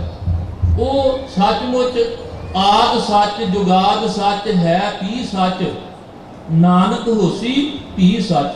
तुद बाज कूड़ो कूड़, ओदे तो बिना बाकी सब कूड़ है, झूठ है, बिनसनहार है। सच केवल वो आप है, सच परमेश्वर नित नवा। वो नित नवा भी है, कदे पुराना नहीं हुंदा। ते वो सच स्वरूप है, भाव कदे वो नाश नहीं हुंदा। ओदी हस्ती जिहड़ी है वो सदा होंद वाली है। वेखण वालियां ने सोचा कि गिनती दे 12 धारना पै गई। कहन लगे सतगुरु जी धारना ते 12 पै गई, तुसीं अजे भी कह रहे हो 7 है 7 है। ते उत्थे फिर गरीब नवाज ने अगला वचन किया सी 13 13 13, मैं भी तेरा, मोदी खाना भी तेरा, दौलत खां भी तेरा। हुण दुनियावी गिनती दुनियावी गिनती विच वेखांगे ते एक गिनती दे 7 ते गिनती दे 13, पर बाबा नानक जी ने एक परमेश्वर नूं ही 7 किया ते ओनूं ही किया कि ये सब कुछ तेरा है। ते सचमुच जदों लागों आवाज आई बाबा जे 13 13 कह के तोली गए ते उजड़ जाओगे। मेरे गुरु नानक साहब जी ने बचन कहे लोग मेरा मेरा कह के उजड़दे ने, कदे कोई 13 13 कह के ते वेखे वेखो किन्नियां बरकतां आउंदियां ने। जब लग मेरी मेरी करे तब लग काज एक नहीं सरै, जब मेरी मेरी मिट जाए तब प्रभ काज सवारे आए। जिथे मेरी मेरी मिट गई, मेरा मेरा मिट गया, उत्थे फिर तू तू ते 13 13 उचारण होवेगा। साहब कहंदे जिवें दुकान विच बैठण वाला रोज रात नूं रोकड़ मिलाउंदा है भी किन्ना सौदा विकिया, किन्ना लाभ, किन्नी हानि। इस शरीर रूपी हट्टी विच बैठण वालिया रोज रात नूं इस गल दा हिसाब करिया करके सवासा रूपी सौदा किन्ना विकिया ते इहदे विच तू लाहा किन्ना क खटिया, किन्नी क तैनूं हानि होई है। जदों ये रोकड़ रोज मिलावांगे ते सचमुच साडी दुकानदारी करदिआं जिथे दुनियावी तौर ते दुकान तो धन आवेगा, उत्थे अध्यात्मक तौर ते भी असीं अंदरों अमीर हो जावांगे। कदे साडी जिंदगी विच वो कंगालपुणा नहीं वरतेगा जिथे जाके आपां कहने आ वेखो जी असीं आत्मक तौर ते कमजोर हो गए, क्योंकि प्यू दादे का कोल डिठा खजाना तां मेरा मन भया निधाना। खावे खर्चै रल मिल भाई टोट ना आवे वाधो जाई, शब्द अखुट बाबा नानका खाहे खर्च धन माल। मैं संखेप विच बेनती करा तीसरा पक्ष सतगुरु जी ने बिजनेस वाला वपारक खेत्र जेड़ा ना उहदे नाल संबंधित दस्सिया। साहब कहंदे जेड़ा बंदा वपार करन वाला ना वो बड़ा चेतन होना चाहिए। आम करके आपां कहंदे उहदे कोल मैन पावर मनी पावर आदि होनी चाहिए। साहब कहंदे अगली गल होर कि जेड़ा वपार करन वाला ना वो बड़ा चेतन हुंदा है। जदों कोई वस्तु खरीददा है ना ते ओदे बारे ओनू जानकारी हुंदी, जे जानकारी ना होवे ते वपारक खेत्र दे विच बड़ी वड्डी जेड़ी कई बार ओनू हानि हुंदी है। साहब कहंदे जिवें वपार करन वाला एक तां धन करके सरमाएदार हुंदा है, दूसरा तुर फिर के वपार करदा, एक जगह तो वस्तु खरीददा ते दूसरी जगह ते जाके वेचदा। बिल्कुल इसे तरह सुण शास्त्र सौदागरी जेड़ा धार्मिक ग्रंथां दा पाठ आपां सुणदे आ ना, साहब कहंदे ये सौदागरी है, ये तेरा वपारक खेत्र है। सुण शास्त्र सौदागरी 7 घोड़े लै चल, उच्चे आचरण दे घोड़े लैके तुर। क्यों? क्योंकि बन बदियां कर धावणी वाली अवस्था ते जदों सतगुरां ने सानू पहुंचाउणा है ना, इस तो पहला गरीब नवाज जी सानू एक सिक्ख्या दिंदे ने कि सुण सास सौदागरी 7 घोड़े लै चल, खर्च बन चंगियाइयां मत मन जाने कल। कहंदे अपने पल्ले रस्ते में जेड़ा खर्च होने वाला है वो सरमाया लैके तुर। ते ये गल कल ते ना छड्डी, लोकी कहंदे ने रात वाले व्यापारी लद गए। ਤੇ ਤੂੰ ਵੀ ਹੁਣ ਅੰਮ੍ਰਿਤ ਛਕਣ, ਨਾਮ ਜਪਣ ਜਾਂ ਨਿਤਨੇਮ ਵਾਲੀ ਗੱਲ ਕੱਲ ਤੇ ਨਾ ਛੱਡੀ, ਅੱਜ ਤੋਂ ਹੀ, ਭਾਵ ਹੁਣ ਤੋਂ ਹੀ। ਸੱਚਮੁੱਚ ਜਿਹੜੇ ਨਿਯਮ ਵਪਾਰਕ ਖੇਤਰ ਵਿੱਚ ਵੀ ਕੱਲ ਤੇ ਨਾ ਛੱਡੀ, ਕੱਲ ਨੂੰ ਪਤਾ ਨਹੀਂ ਕੀ ਹੋ ਜਾਣਾ ਹੈ, ਕਿੰਨੀ ਗਿਰਾਵਟ ਆ ਜਾਣੀ, ਕੱਲ ਕਿਹੜਾ ਕਿਸੇ ਨੇ ਵੇਖਿਆ। ਕਹਿੰਦੇ ਜਦੋਂ ਸੱਚ ਦਾ ਤੂੰ ਵਣਜ ਕਰਨਾ, ਸੱਚ ਵਪਾਰ ਕਰੋ, ਵਪਾਰੀ ਦਰਗਾਹ ਨਿਭੈ ਖੇਪ ਤੁਮਾਰੀ। ਵਣਜ ਕਰੋ ਵਣਜਾਰਿਓ, ਵੱਖਰ ਲਿਓ ਸੰਭਾਲ, ਤੈਸੀ ਵਸਤ ਵਸਾਈਆ ਜੈਸੀ ਨਿਭੈ ਨਾਲ। ਸਭ ਕਹਿੰਦੇ 12 ਤੇ ਵਧੇਕ ਸ਼ਲੋਕ ਦੇ ਵਿੱਚ ਇੱਕ ਬੜਾ ਕੀਮਤੀ ਬਚਨ ਕਿਹਾ। ਸਾਹਿਬ ਕਹਿੰਦੇ ਸੁਣ ਮੁੰਦੇ ਹਰਨਾਖੀਏ, ਗੂੜਾ ਵੈਣ ਅਪਾਰ, ਪਹਿਲਾਂ ਵਸਤ ਸੁਝਾਣ ਕੇ ਤਾਂ ਕੀਤਾ ਵਪਾਰ। ਸਾਨੂੰ ਸਾਰਿਆਂ ਨੂੰ ਸਿੱਖਿਆ ਦਿੱਤੀ, ਕਹਿਣ ਲੱਗੇ ਹੇ ਮੁੰਦ ਕਹਿੰਦੇ ਨੇ ਅਲੜ ਅਵਸਥਾ ਨੂੰ, ਜਿਵੇਂ ਆਪਾਂ ਆਪਣੇ ਨੌਜਵਾਨ ਬੱਚੇ ਨੂੰ ਗੱਭਰੂ ਕਹਿ ਦਿੰਦੇ ਆ, ਨੌਜਵਾਨ ਧੀ ਨੂੰ ਜਿਹੜੀ ਜਵਾਨ ਤਾਂ ਹੋ ਗਈ ਹੈ ਪਰ ਅਜੇ ਸਮਾਜ ਦਾ ਪਤਾ ਨਹੀਂ, ਆਪਾਂ ਉਹਨੂੰ ਅਲੜ ਕਹਿੰਦੇ ਆ। ਤੇ ਸਤਿਗੁਰਾਂ ਨੇ ਸ਼ਬਦ ਮੁੰਦ ਵਰਤਿਆ, ਜੀਵ ਰੂਪੀ ਆਤਮਾ ਨੂੰ ਕਿਹਾ ਸੁਣ ਮੁੰਦੇ ਹਰਨਾਖੀਏ। ਹਰਨਾਖੀਏ ਦਾ ਅਰਥ ਹੁੰਦਾ ਹਿਰਨ ਦੀਆਂ ਅੱਖਾਂ ਵਰਗੀਆਂ ਅੱਖਾਂ ਵਾਲੇ ਜੀਵ, ਵੀ ਉਵੇਂ ਤੂੰ ਬੜਾ ਖੁੱਲੀਆਂ ਅੱਖਾਂ ਵਾਲਾ ਜੀਵ ਹੈ, ਬੜਾ ਦੂਰ ਤੱਕ ਵੇਖਣ ਵਾਲਾ ਹੈ, ਦੂਰ ਤੱਕ ਸੋਚਣ ਵਾਲਾ ਹੈ। ਸਾਹਿਬ ਕਹਿੰਦੇ ਧਰਮ ਦੀ ਦੁਨੀਆ ਵਿੱਚ ਦੇ ਲੰਮੀ ਨਜ਼ਰ ਨਿਹਾਲੀ ਹੈ, ਇੱਧਰ ਵੀ ਤੂੰ ਦੂਰ ਤੱਕ ਸੋਚ। ਸਾਹਿਬ ਕਹਿਣ ਲੱਗੇ ਮੇਰਾ ਇੱਕ ਗੂੜਾ ਬਚਨ ਸੁਣ ਮੁੰਦੇ ਹਰਨਾਖੀਏ, ਗੂੜਾ ਵੈਣ ਅਪਾਰ, ਪਹਿਲਾਂ ਵਸਤ ਸੁਝਾਣ ਕੇ ਤਾਂ ਕੀਤਾ ਵਪਾਰ। ਵਪਾਰਕ ਖੇਤਰ ਦੇ ਵਿੱਚ ਪਹਿਲਾਂ ਵਸਤੂ ਨੂੰ ਸਮਝ ਲੈ, ਜਿਹਦਾ ਵਪਾਰ ਕਰਨਾ ਉਹਦੀ ਜਾਣਕਾਰੀ ਲੈ ਲਾ, ਫਿਰ ਇਸ ਖੇਤਰ ਦੇ ਵਿੱਚ ਤੁਰੀ। ਤੇ ਜਦੋਂ ਇਸ ਖੇਤਰ ਦੇ ਵਿੱਚ ਤੁਰੇਗਾ, ਮਤ ਮਨ ਜਾਣੈ ਕੱਲ, ਨਿਰੰਕਾਰ ਕੈ ਦੇਸ਼ ਜਾਹੇ ਤਾਂ ਸੁਖ ਲਹੈ ਮਹਲ। ਤੂੰ ਇਸ ਮਾਤ ਲੋਕ ਰੂਪੀ ਦੇਸ਼ ਵਿੱਚੋਂ ਜਦੋਂ ਪ੍ਰਭੂ ਦੀ ਹਜ਼ੂਰੀ ਤੱਕ ਪਹੁੰਚੇਗਾ ਨਾ, ਤੇ ਸੱਚਮੁੱਚ ਤੈਨੂੰ ਨਿਰੰਕਾਰ ਦੀ ਹਜ਼ੂਰੀ ਵਿੱਚ ਬੜਾ ਹੀ ਸੁਖਾਵਾਂ ਮਾਹੌਲ ਤੇ ਸੁੱਖਾਂ ਭਰਿਆ ਟਿਕਾਣਾ, ਸਿਆਣਾ ਵਣਜਾਰਾ ਜਾਣ ਕਰਕੇ ਮਿਲੇਗਾ। ਜਦੋਂ ਤੂੰ ਸੱਚ ਦਾ ਵਣਜ ਕਰਕੇ, ਸੱਚ ਦਾ ਵਪਾਰ ਕਰਕੇ ਇੱਥੋਂ ਤੁਰੇਗਾ। ਜਿਵੇਂ ਦੁਨਿਆਵੀ ਵਪਾਰ ਕਰਕੇ ਤੇਰੇ ਘਰ ਧਨ ਆਉਂਦਾ, ਇਵੇਂ ਅਧਿਆਤਮਿਕ ਤੌਰ ਤੇ ਸ਼ੁਭ ਗੁਣਾਂ ਦਾ ਵਪਾਰ ਕਰ, ਤਾਂ ਕਿ ਤੇਰਾ ਆਤਮਿਕ ਜੀਵਨ ਜਿਹੜਾ ਹੈ ਉਹ ਸਫਲ ਹੋ ਸਕੇ। ਚੌਥਾ ਖੇਤਰ ਸਤਿਗੁਰੂ ਜੀ ਨੇ ਦੱਸਿਆ ਨੌਕਰੀ ਤੇ ਚਾਕਰੀ ਦਾ। ਸਭ ਕਹਿੰਦੇ ਜਿਵੇਂ ਨੌਕਰੀ ਕਰਨ ਵਾਲਾ, ਚਾਕਰੀ ਕਰਨ ਵਾਲਾ ਮਨੁੱਖ ਜਿਹੜਾ ਨਾ, ਉਹ ਡਿਸਪਲਿਨ ਦਾ ਬੜਾ ਪੱਕਾ ਹੁੰਦਾ ਹੈ। ਉਹ ਕਦੇ ਇਹ ਨਹੀਂ ਕਹਿੰਦਾ ਕਿ ਮੈਂ ਯੂਨੀਫਾਰਮ ਕਿਉਂ ਪਾਵਾਂ, ਮੈਂ 9 ਵਜੇ ਦਫ਼ਤਰ ਲੱਗਣਾ, 9 ਵਜੇ ਕਿਉਂ ਪਹੁੰਚਾਂ। ਉਹ ਨਿਰਧਾਰਤ ਵਰਦੀ ਪਾ ਕੇ ਬਿਲਕੁਲ ਸਹੀ ਟਾਈਮ ਤੇ ਰੋਜ਼ ਜਾਂਦਾ। ਉਹਨੂੰ ਪਤਾ ਜੇ ਮੈਂ ਲੇਟ ਹੋ ਗਿਆ ਜੁਰਮਾਨਾ ਹੋ ਜਾਣਾ, ਮੇਰੀ ਨੌਕਰੀ ਜਿਹੜੀ ਆ ਮੈਨੂੰ ਇਹਦੇ ਤੋਂ ਹੱਥ ਧੋਣੇ ਪੈ ਸਕਦੇ ਨੇ। ਸਾਹਿਬ ਕਹਿੰਦੇ ਜਿਹੜਾ ਬੰਦਾ ਚਾਕਰੀ ਕਰਦਾ ਨਾ, ਉਹਨੂੰ ਤੇ ਕਦੇ ਕਹਿਣਾ ਹੀ ਨਹੀਂ ਚਾਹੀਦਾ ਕਿ 5 ਕਕਾਰ ਜ਼ਰੂਰੀ ਨੇ, ਅੰਮ੍ਰਿਤ ਛਕਣਾ ਜ਼ਰੂਰੀ ਹੈ। ਉਹ ਤਾਂ ਸਗੋਂ ਹੁੰਦਾ ਹੀ ਨਿਯਮਾਂ ਦੇ ਵਿੱਚ ਪੱਕਾ ਹੈ। ਸਾਹਿਬ ਕਹਿੰਦੇ ਜਿਵੇਂ ਦੁਨਿਆਵੀ ਚਾਕਰੀ ਕਰਦੇ ਹੋ ਨਾ, ਲਾਏ ਚਿੱਤ ਕਰ ਚਾਕਰੀ, ਮਨ ਨਾਮ ਕਰ ਕੰਮ, ਬਨ ਬਦੀਆਂ ਕਰ ਧਾਵਣੀ, ਤਾਕੋ ਆਖੇ ਧਨ। ਦੁਨਿਆਵੀ ਤੌਰ ਤੇ ਜਿਹੜਾ ਚਾਕਰੀ ਕਰਦਾ ਉਹ ਆਪਣੇ ਬੌਸ ਨੂੰ ਧਨ ਕਹਿੰਦਾ, ਤੇ ਸਾਹਿਬ ਕਹਿੰਦੇ ਜਦੋਂ ਰੱਬ ਦੇ ਚਾਕਰ ਬਣਨਾ ਨਾ, ਹੋਵੋ ਚਾਕਰ ਸਾਚੇ ਕੇਰੇ, ਜਿਨ ਗੁਰ ਕੀ ਕੀਤੀ ਚਾਕਰੀ ਤਿਨ ਸਦ ਬਲਹਾਰੀ। ਉੱਥੇ ਕਹਿਣਾ ਹਮ ਚਾਕਰ ਗੋਬਿੰਦ ਕੇ ਠਾਕੁਰ ਮੇਰਾ ਭਾਰਾ, ਤੇ ਰੱਬ ਨੂੰ ਬੌਸ ਜਾਣ ਕੇ ਉਹਨੂੰ ਧਨ ਕਹਿਣਾ। ਤੇ ਸੱਚਮੁੱਚ ਜਦੋਂ ਚਾਕਰੀ ਕਰਨ ਵਾਲਾ ਇਹ ਨਿਯਮ ਆਪਣੀ ਜ਼ਿੰਦਗੀ ਵਿੱਚ ਧਾਰਨ ਕਰ ਲੈਂਦਾ, ਤੇ ਸਾਹਿਬ ਕਹਿੰਦੇ ਉਹਨੂੰ ਫਿਰ ਕਈ ਵਾਰ ਤਰੱਕੀ ਮਿਲਦੀ ਅਧਿਆਤਮਿਕ ਜੀਵਨ ਦੇ ਵਿੱਚ, ਉਹਦਾ ਮਰਤਬਾ ਵੱਡਾ ਕਰ ਦਿੱਤਾ ਜਾਂਦਾ। ਆਸਾ ਜੀ ਦੀ ਵਾਰ ਦੀ ਸਮਾਪਤੀ ਵੇਲੇ ਆਪਾਂ ਬਚਨ ਸੁਣਦੇ ਹਾਂ। ਸਾਹਿਬ ਕਹਿੰਦੇ ਕਿ ਚਾਕਰ ਲੱਗੇ ਚਾਕਰੀ, ਨਾਲੇ ਗਾਰ ਵਿਵਾਦ, ਗੱਲਾਂ ਕਰੇ ਘਨੇਰੀਆਂ, ਖਸਮ ਨਾ ਪਾਏ ਸਾਧ। ਹੋਵੇ ਚਾਕਰ ਤੇ ਅੱਗੋਂ ਮੋੜਵਾ ਜਵਾਬ ਦਵੇ, ਸਲਾਮ ਜਵਾਬ ਦੋਵੇਂ ਕਰੈ, ਮੁੰਡੋ ਕੁੱਥਾ ਜਾਏ, ਨਾਨਕ ਦੋਵੇਂ ਕੂੜੀਆਂ ਥਾਏ ਨਾ ਕਾਈ ਪਾਏ। ਚਾਕਰ ਸਫਲਾ ਕਿਹੜਾ? ਚਾਕਰ ਲੱਗੇ ਚਾਕਰੀ, ਚੱਲੈ ਖਸਮੈ ਭਾਏ, ਹੁਰਮਤ ਤਿਸ ਨੂੰ ਅਗਲੀ, ਉਹ ਵਜੋਂ ਵੀ ਦੂਣਾ ਖਾਏ। ਹੁਰਮਤ ਦਾ ਅਰਥ ਹੁੰਦਾ ਸਤਿਕਾਰ, ਤੇ ਜਿੱਥੇ ਸਤਿਕਾਰ ਨਾ ਹੋਵੇ ਆਪਾਂ ਕਹਿੰਦੇ ਬੇਹੁਰਮਤੀ, ਜਿਵੇਂ ਅਦਬ ਤੋਂ ਬੇਅਦਬੀ। ਇਸੇ ਤਰ੍ਹਾਂ ਹੁਰਮਤ ਸ਼ਬਦ ਜਿਹੜਾ ਇਹ ਸਤਿਕਾਰ ਵਾਸਤੇ ਵਰਤਿਆ, ਕਿ ਜਿਹੜਾ ਚਾਕਰ ਚਿੱਤ ਲਾ ਕੇ ਚਾਕਰੀ ਕਰਦਾ ਉਹਨੂੰ ਬੜਾ ਸਤਿਕਾਰ ਮਿਲਦਾ। ਹੁਰਮਤ ਤਿਸ ਨੂੰ ਅਗਲੀ ਦਾ ਅਰਥ ਹੈ ਬਹੁਤਾ। ਕਹਿਣ ਲੱਗੇ ਉਹ ਵਜੋਂ ਵੀ ਦੂਣਾ ਖਾਏ। ਵਜੋਂ ਕਹਿੰਦੇ ਨੇ ਜਿਹੜੀ ਉਹਨੂੰ ਰਜੀਨਾ ਰੋਜ਼ ਡੇਲੀ ਜਾਂ ਮਹੀਨੇ ਬਾਅਦ ਜਿਹੜੀ ਉਹਨੂੰ ਤਨਖਾਹ ਮਿਲਦੀ ਹੈ।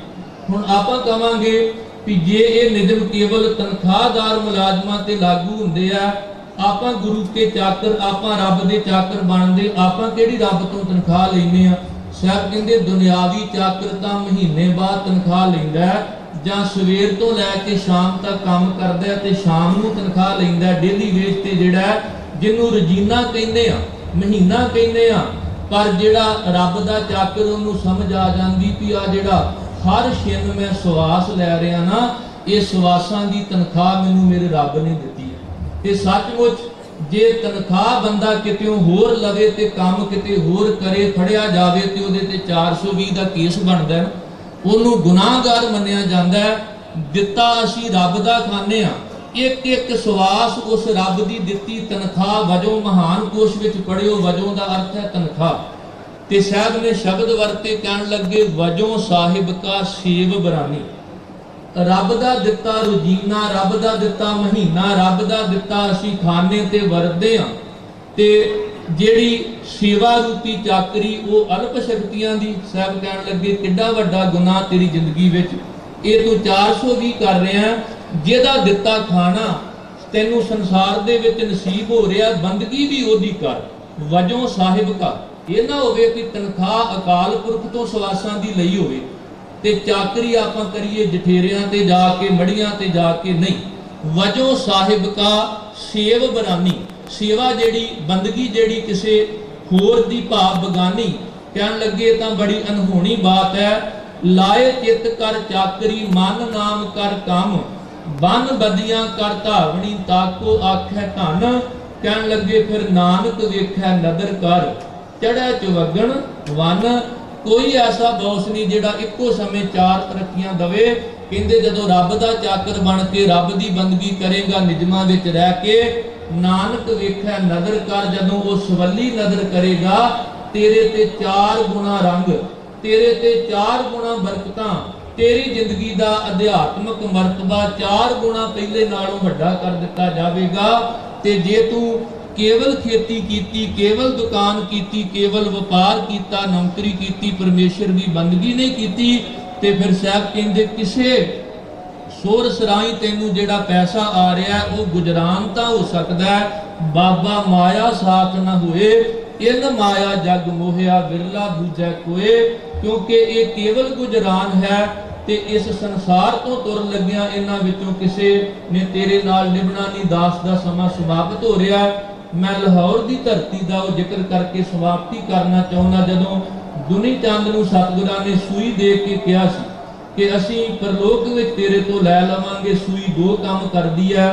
ਸੁੱਤੇ ਨੂੰ ਚੋਭ ਦਈਏ ਤੇ ਉਹ ਜਾਗ ਪੈਂਦਾ, ਜਦੋਂ ਕਪੜਾ ਪਾੜ ਜਾਵੇ ਤੇ ਅਸੀਂ ਸੂਈ ਵਿੱਚ ਧਾਗਾ ਪਾ ਕੇ ਉਹਨੂੰ ਸਿਉਂ ਕੇ ਇੱਕ ਕਰ ਲੈਨੇ। ਐਸੀ ਸੂਈ ਚੋਬੀ ਕਿ ਦੁਨੀ ਚੰਦ ਮੋਹ ਮਾਇਆ ਦੇ ਹਨੇਰੇ ਵਿੱਚ ਸੁੱਤਾ ਸੀ, ਉਹਨੂੰ ਜਗਾ ਦਿੱਤਾ ਤੇ ਉਹਦੀ ਆਤਮਾ ਪਰਮਾਤਮਾ ਨਾਲੋਂ ਵਿਛੜੀ ਹੋਈ ਸੀ, ਉਹਨੂੰ ਸਿਉਂ ਕੇ ਨਾਲ ਜੋੜ ਦਿੱਤਾ। ਤੇ ਉਸ ਵੇਲੇ ਦੁਨੀ ਚੰਦ ਨੇ ਬੇਨਤੀ ਕੀਤੀ, ਪਾਤਸ਼ਾਹ ਜੇ ਇਹ ਸਾਰਾ ਕੁਝ ਨਾਲ ਨਹੀਂ ਜਾਣਾ ਤੇ ਕੀ ਸਾਨੂੰ ਘਰ ਪਰਿਵਾਰ ਬੱਚੇ ਧਨ ਛੱਡ ਦੇਣਾ ਚਾਹੀਦਾ? ਲਾਹੌਰ ਦੀ ਧਰਤੀ ਤੇ ਮੇਰੇ ਗੁਰੂ ਨਾਨਕ ਸਾਹਿਬ ਜੀ ਨੇ ਇਹ ਉਪਦੇਸ਼ ਬਖਸ਼ਿਸ਼ ਕੀਤਾ ਸੀ, ਗੁਰੂ ਭਨੈ ਸੁਨੀਏ ਦੇ ਚੀਤਾ, ਇਸ ਪ੍ਰਾਣੀ ਕੇ ਤੀਨੋਂ ਮੀਤਾ। ਦਰਬ ਪਰਿਵਾਰ ਕਰਨ ਲਖ ਲੀਜੈ, ਜਸ ਜਸ ਸੰਗੀ ਤਸ ਦਸਾ ਸੁਨੀਜੈ। ਜਬ ਲੋ ਪ੍ਰਾਣ ਰਹੇ ਤਨ ਮਾਹੀ, ਤਬ ਲੋ ਮਿੱਤਰ ਬਹੁਰੋ ਧਨ ਨਾਹੀ। ਤਨ ਕੇ ਦਾਤੀਕ ਪਰਿਵਾਰਾ, ਪੁੰਨ ਤ੍ਰਿਣ ਤੋੜੈ ਆਏ ਅਗਾਰਾ। ਤ੍ਰਿਤੀਏ ਮੀਤ ਕਰਮ ਇਸ ਤੇਰੇ, ਸੋ ਨਿਤ ਸੰਗੀ ਜਾਏ ਅਗੇਰੇ। ਧਨ ਕੇਵਲ ਉਦੋਂ ਤੱਕ ਜਦੋਂ ਤੱਕ ਸਵਾਸ ਚੱਲਦੇ ਨੇ, ਪਰਿਵਾਰ ਉਦੋਂ ਤੱਕ ਮਿੱਤਰ ਹੈ ਜਦੋਂ ਤੱਕ ਆਖਰੀ ਕਿਰਿਆਵਾਂ ਹੁੰਦੀਆਂ ਨੇ। ਤੇ ਤੀਸਰੇ ਮਿੱਤਰ ਇਸ ਮਨੁੱਖ ਦੇ ਕਰਮ ਨੇ। ਉਹ ਕਰਮ ਇਹਦੇ ਨਾਲ ਜ਼ਰੂਰ ਜਾਂਦੇ ਨੇ, ਉਹ ਚਾਹੇ ਚੰਗੇ ਹੋਣ ਤੇ ਚਾਹੇ ਮਾੜੇ ਹੋਣ। ਕਰਮੀ ਆਪੋ ਆਪਣੀ ਕੇ ਨੇੜਾ ਕੇ ਦੂਰ। ਇਹ ਆਪੋ ਆਪਣੀ ਕਰਮੀ ਆ। ਅਸੀਂ ਕਰਮਾਂ ਕਰਕੇ ਮਾਲਕ ਦੇ ਨੇੜੇ ਵੀ ਹੋ ਸਕਦੇ ਹਾਂ ਤੇ ਦੂਰ ਵੀ ਹੋ ਸਕਦੇ ਹਾਂ। ਇਵੇਂ ਮੇਰੇ ਸਤਿਗੁਰੂ ਗੁਰੂ ਨਾਨਕ ਸਾਹਿਬ ਜੀ ਨੇ ਸਾਨੂੰ ਕਿਰਤ ਕਰੋ, ਨਾਮ ਜਪੋ ਤੇ ਵੰਡ ਛਕੋ ਦਾ ਉਪਦੇਸ਼ ਦਿੱਤਾ, ਤਾਂ ਕਿ ਸਮਾਜ ਵਿੱਚ ਭਰਾਤਰੀ ਭਾਵ ਬਣਿਆ ਰਵੇ। ਅਸੀਂ ਭਾਈਚਾਰਕ ਸਾਂਝ ਕਾਇਮ ਕਰਕੇ ਸਦਾਚਾਰ ਗੁਣ ਨੈਤਿਕ ਕਦਰਾਂ ਕੀਮਤਾਂ ਦੇ ਧਾਰਨੀ ਹੋ ਕੇ ਹਿਰਦੇ ਵਿੱਚੋਂ ਇਹ ਆਵਾਜ਼ ਬੁਲੰਦ ਕਰੀਏ, ਸਭੇ ਸਾਂਝੀ ਵਾਲ ਸਦਾਇਨ ਤੂੰ ਕਿਸੇ ਨਾ ਦਿਸੈ ਬਾਹਰਾ ਜੀਓ। ਕੋਟਾਨ ਕੋਟ ਸ਼ੁਕਰ ਸਾਹਿਬ ਸਤਿਗੁਰੂ ਗੁਰੂ ਗ੍ਰੰਥ ਸਾਹਿਬ ਜੀ ਦਾ, ਅਕਾਲ ਪੁਰਖ ਵਾਹਿਗੁਰੂ ਜੀ ਦਾ, ਜਾਹਰ ਪੀਰ ਜਗਤ ਗੁਰੂ ਨਾਨਕ ਸਾਹਿਬ ਜੀ ਦਾ, ਜਿਨ੍ਹਾਂ ਨੇ ਆਪ ਕਿਰਪਾ ਕਰਕੇ ਸਾਰਾ ਸਵਾਬ ਬਣਾਇਆ। ਸ਼੍ਰੋਮਣੀ ਗੁਰਦੁਆਰਾ ਪ੍ਰਬੰਧਕ ਕਮੇਟੀ ਵੱਲੋਂ ਮਾਨਯੋਗ ਭਾਈ ਸਾਹਿਬ ਭਾਈ ਗੋਬਿੰਦ ਸਿੰਘ ਜੀ ਲੰਗੋਵਾਲ ਪ੍ਰਧਾਨ ਸਾਹਿਬ, ਇਸੇ ਤਰ੍ਹਾਂ ਦਿੱਲੀ ਸਿੱਖ ਗੁਰਦੁਆਰਾ ਪ੍ਰਬੰਧਕ ਕਮੇਟੀ ਤਖਤ ਸ੍ਰੀ ਪਟਨਾ ਸਾਹਿਬ ਵੱਲੋਂ ਨਿਹੰਗ ਸਿੰਘ ਜਥੇਬੰਦੀਆਂ ਵੱਲੋਂ ਭਾਈ ਸਾਹਿਬ ਭਾਈ ਬਲਬੀਰ ਸਿੰਘ ਜੀ ਉਹ ਪਹੁੰਚੇ ਹਨ। ਸਾਡੇ ਸਤਿਕਾਰਯੋਗ ਸਿੰਘ ਸਾਹਿਬ ਗਿਆਨੀ ਜਗਤਾਰ ਸਿੰਘ ਜੀ ਮੁੱਖ ਗ੍ਰੰਥੀ ਸੱਚਖੰਡ ਸ੍ਰੀ ਹਰਿਮੰਦਰ ਸਾਹਿਬ ਅਤੇ ਸ੍ਰੀ ਅਕਾਲ ਤਖਤ ਸਾਹਿਬ ਜੀ ਦੇ ਜਥੇਦਾਰ ਸਿੰਘ ਸਾਹਿਬ ਗਿਆਨੀ ਹਰਪ੍ਰੀਤ ਸਿੰਘ ਜੀ, ਉਹਨਾਂ ਨਾਲ ਹੋਰ ਸਾਰੇ ਸਹਿਯੋਗੀ ਸਕੱਤਰ ਸਾਹਿਬਾਨ ਪਹੁੰਚੇ ਹਨ। ਸਮੁੱਚੇ ਰੂਪ ਦੇ ਵਿੱਚ ਸਾਰੀਆਂ ਸੰਗਤਾਂ ਦਾ ਦਾਸ ਤਹਿ ਦਿਲ ਤੋਂ ਧੰਨਵਾਦ ਕਰਦਾ ਹੋਇਆ ਆਪਣੀਆਂ ਬੇਅੰਤ ਪ੍ਰਕਾਰ ਦੀਆਂ ਭੁੱਲਾਂ ਤੋਂ ਖਿਮਾ ਦੀ ਜਾਚਨਾ ਕਰਦਾ। ਲਵਾਓ ਫਿਰ ਹਾਜ਼ਰੀ ਸਾਰੇ ਆਖੋ ਜੀ ਵਾਹਿਗੁਰੂ ਜੀ ਕਾ ਖਾਲਸਾ ਵਾਹਿਗੁਰੂ ਜੀ ਕੀ ਫਤਿਹ।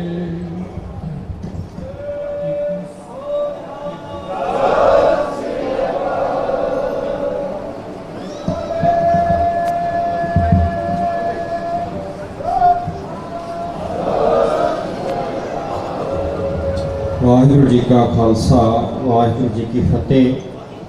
बहुत बहुत धन्यवाद सिंह साहब ज्ञानी मान सिंह जी, ग्रंथी सिंह सचखंड श्री हरमंदर साहिब, जिन्होंने बहुत ही सुंदर विचार राही आप संगतां नूं निहाल किया है। सो मैं हुण बेनती करांगा सचखंड श्री हरमंदर साहिब तो आए गुरु घर के कीर्तनीय भाई गुरबीर सिंह जी ने कृपा करके स्टेज पर आने की कृपालता कर अद्धे घंटे वास्ते आप संगतां नूं गुरबाणी द्वारा निहाल करनगे। सो संगतां दे चरणों च बेनती कृपा करके इसी तरह ही सजे रहो। जो गुरु पातशाह ने तरस करके कृपा करके 550 साल प्रकाश पुरब नूं समर्पित जे महान यात्रा गुरमत समाज सानू बख्शियां साढ़े झोली च पाए हैं, इसका आपां वध तो वध लाह लईए। इत्थे आउण दा जो मनोरथ है उसनूं पूरा करिए। सो मैं पाकिस्तान से गुरुद्वारा प्रबंधक कमेटी के सीनियर मैंबर सरदार सरबत सिंह जो इस वेले दीवान दे विच मौजूद हैं, तिन्हां नूं जी आए ना आखदा अते साढ़े पाकिस्तान प्रांत के स्वाद के रहने वाले साढ़े महान गुरसिख वीर प्रचारक भाई सरदीप सिंह जी वो भी दीवान के मौजूद हैं। गुरुद्वारा डेरा साहब तो आए साढ़े सत्कारयोग ज्ञानी रणजीत सिंह जी भी दीवान के मौजूद हैं। सो सब नूं जियां आखते हुए बेनती करांगा भाई साहब गुरबीर सिंह जी नूं अद्धे घंटे वास्ते आप संगतां नूं इलाही कीर्तन राही निहाल करनगे। वाहिगुरू जी का खालसा वाहिगुरू जी की फतेह।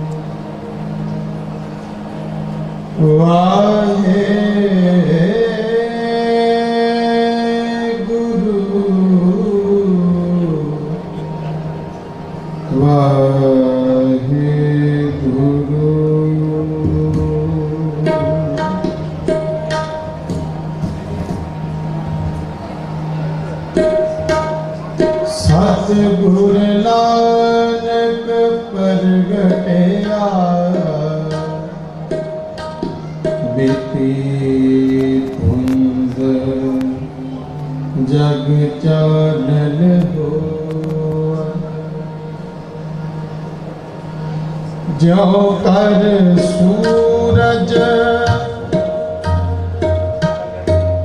निकलिया ज्यों कर सूरज निकलिया तारे छपे अंधेर पर आनंद गुण निदान गुरु गरीब निवाज गरीब निवाज गरीब निवाज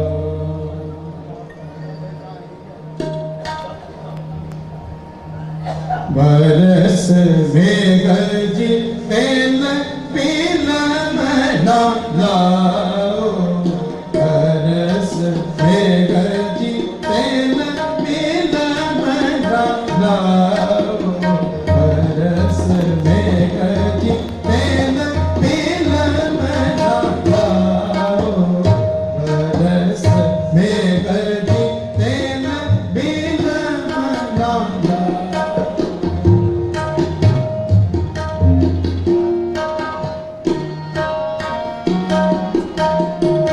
रस में गजी तेल बिल मना लाओ बरस में गजी तेल बिल मना लाओ बरस प्यारे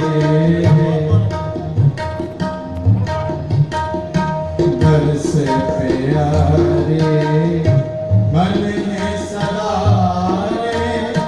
होए आनंद सदा मन जाओ बरस में गजी तेल बिल मना लाओ बरस में गजी तेल बिल मना लाओ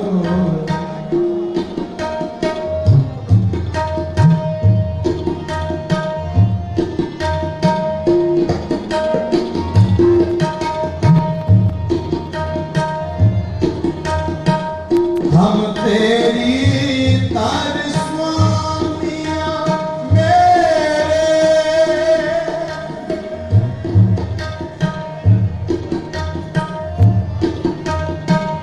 हम तेरी तार स्वामिया मेरे तू क्यों मन हो बिसारे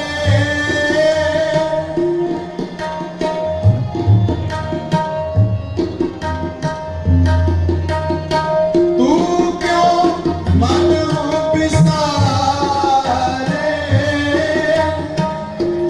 स्त्री रूप तेरी की न्यायी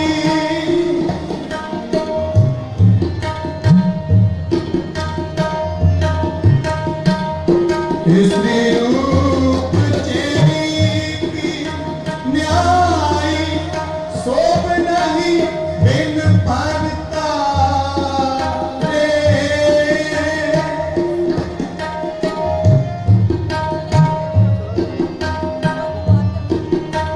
शोभ नहीं बिन भरता रे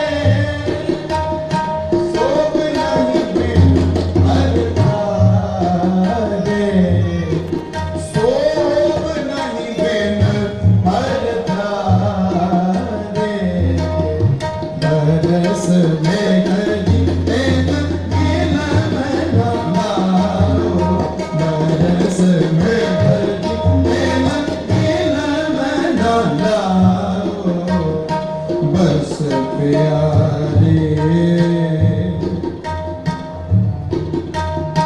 बरस प्यारे मन सदा होए आनंद सदा मन जाओ बरस में गजी तेल बिल मना लाओ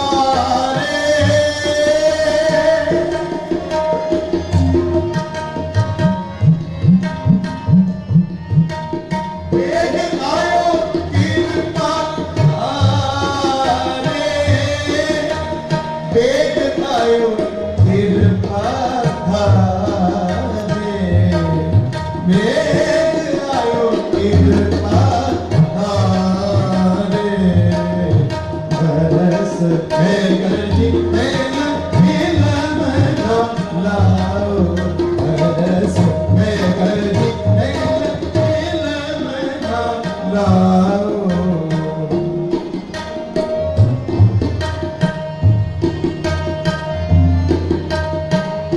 कहो नानक मेरो बनियो सुहागो कहो नानक मेरो बनियो मेरो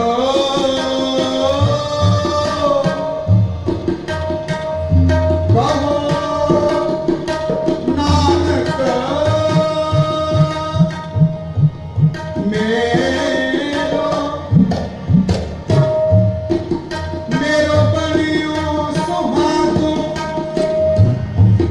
कहो नानक मेरो बनियो सुहागो मेरो बनियो सुहागो नानक मेरो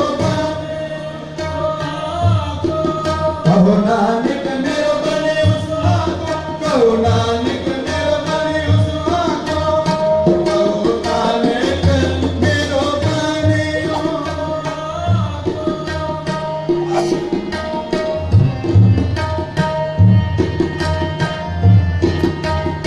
कहो नानक मेरो बनियो सुहागो कहो नानक मेरो बनियो मेरो बनियो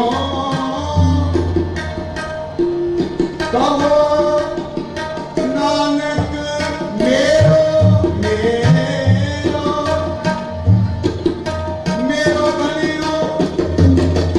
बनियो सुहागो कहो नानक मेरो बनियो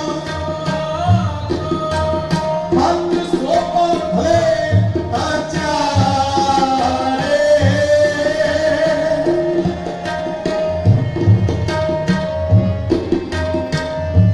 मत सोपो भले आचारे मत सोपो भले आचारे मत सोपो भले आचारे बरस मेघ जी तेल मिलन लाओ बरस मेघ जी तेल मिलन लाओ बरस मेघ जी तेल मिलन लाओ बरस प्यारे बरस प्यारे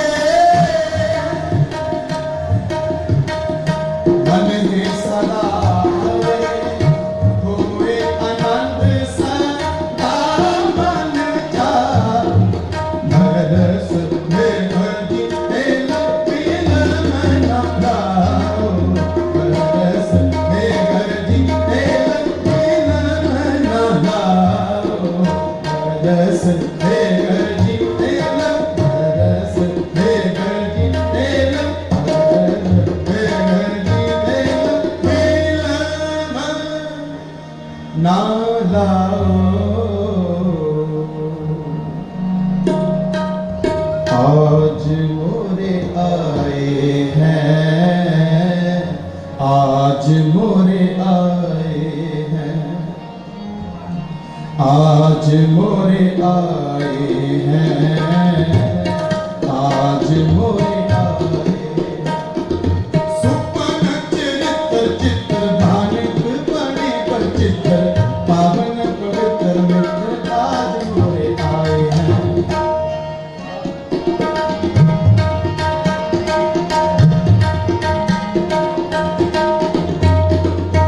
सुपन चरित्र चित्र भानिक बड़ी बचित्र पावन पवित्र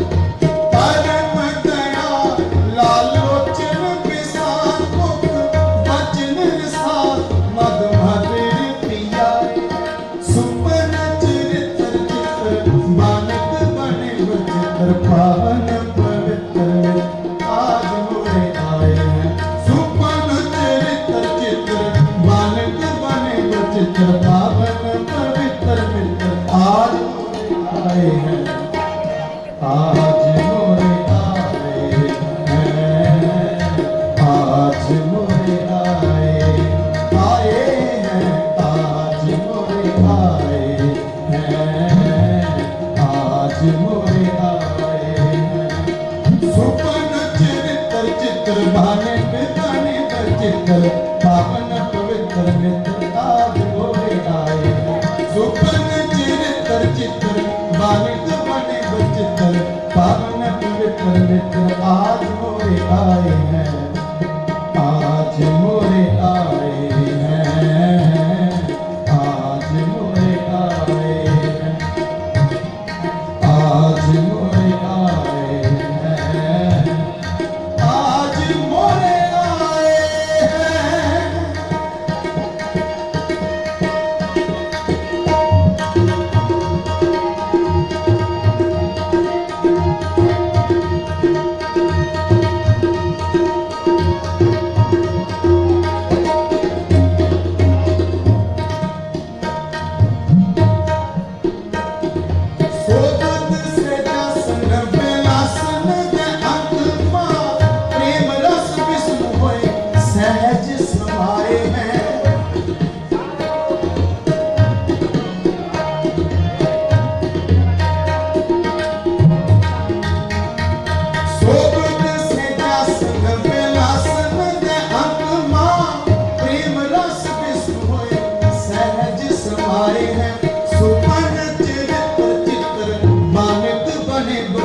पावन पवित्र मित्र आज मोरे आए हैं।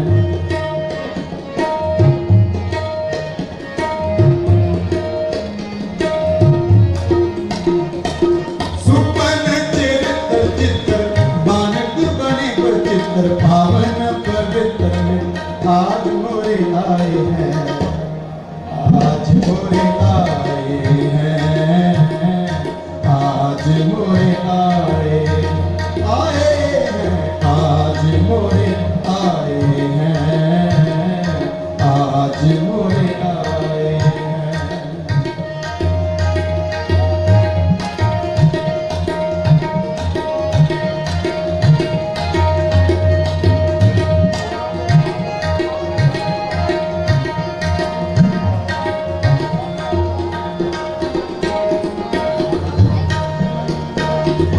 चात्रिक शब्द सुन अखियां उधर गई, वही जालमीन गत बिरह जगाए हैं। चात्रिक शब्द सुन अखियां उधर गई, वही जालमीन गत बिरह जगाए हैं।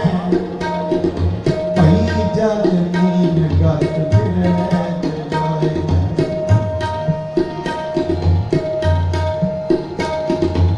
ज्ञान ध्यान किस कर्म न जाना,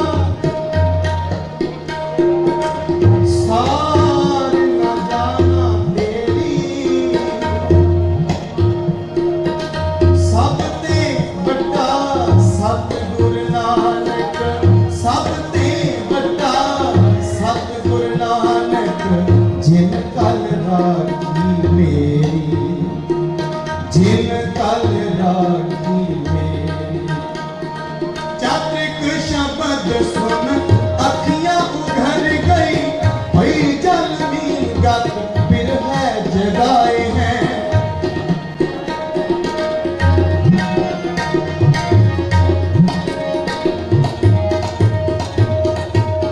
चात्रिक शब्द सुन अखियां उघर गई, वही जलमीन गत बिरह जगाए हैं।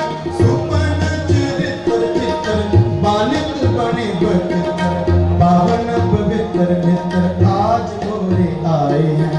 सुपन चरित्र चित्र बालिक बने बचित्र पावन पवित्र मित्र आज मोरे आए हैं, आज मोरे आए हैं, आज मोरे आए हैं, आज मोरे आए हैं, आज मोरे आए हैं।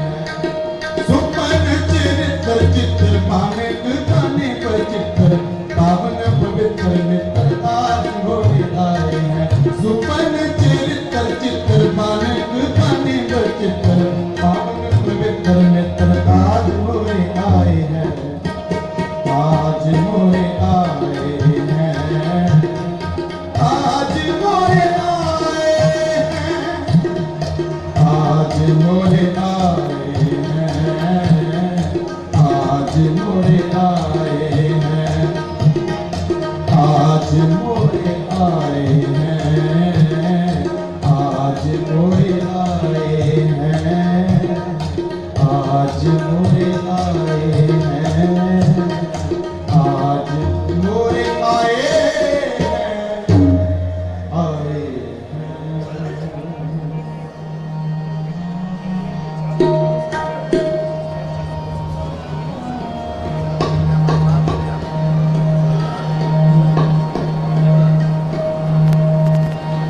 सिद्ध बोलन शुभ बचन,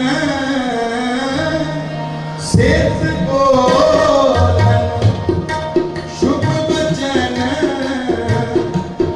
धन नानक तेरी बड़ी कमाई, धन नानक तेरी बड़ी कमाई, धन नानक तेरी बड़ी कमाई, धन नानक तेरी बड़ी कमाई, बड़ी कमाई, बड़ी कमाई, बड़ी कमाई तेरी बड़ी कमाई, धन नानक तेरी बड़ी कमाई, धन नानक तेरी बड़ी कमाई।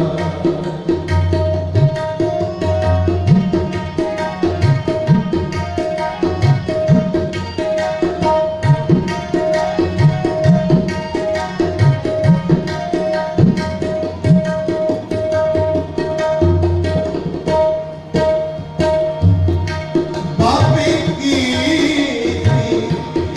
सेठ को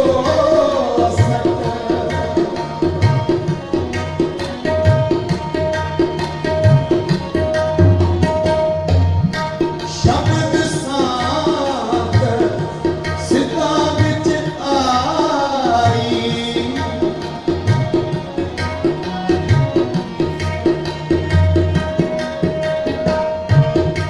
बाबे की सेठ को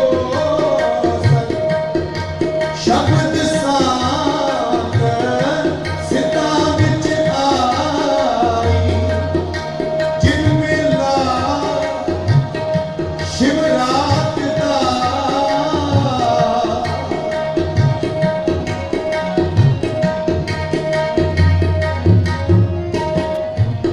जिन मेला शिवरात दा हट दर्शन आदेश कराई, हट दर्शन आदेश कराई, धन नानक तेरी बड़ी कमाई, धन नानक तेरी बड़ी कमाई, सेठ बोलन शुभ बचन,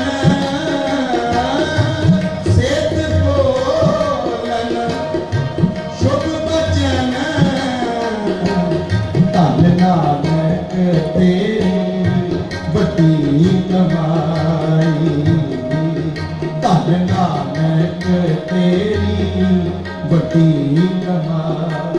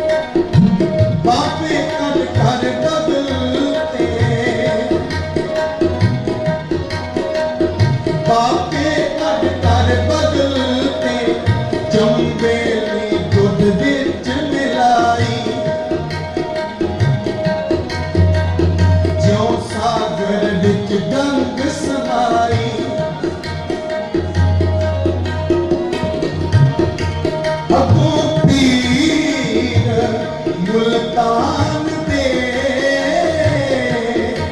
दुध कटोरा भर ले आई।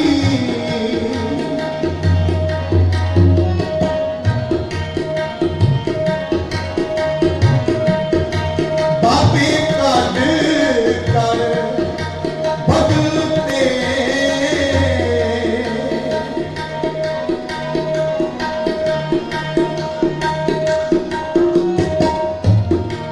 बाबे कद कर बदलते चंबेली दुध विच मिलाई ज्यों सागर विच गंग समाई। ज्यों सागर विच गंग समाई। धन नानक तेरी वड्डी कमाई। धन नानक तेरी वड्डी कमाई। सेत बोलन शुभ वचन। सेत बोलन शुभ वचन। धन नानक तेरी वड्डी कमाई। धन नानक तेरी वड्डी कमाई। धन नानक तेरी वड्डी कमाई। धन नानक तेरी वड्डी कमाई। वड्डी कमाई तेरी वड्डी कमाई।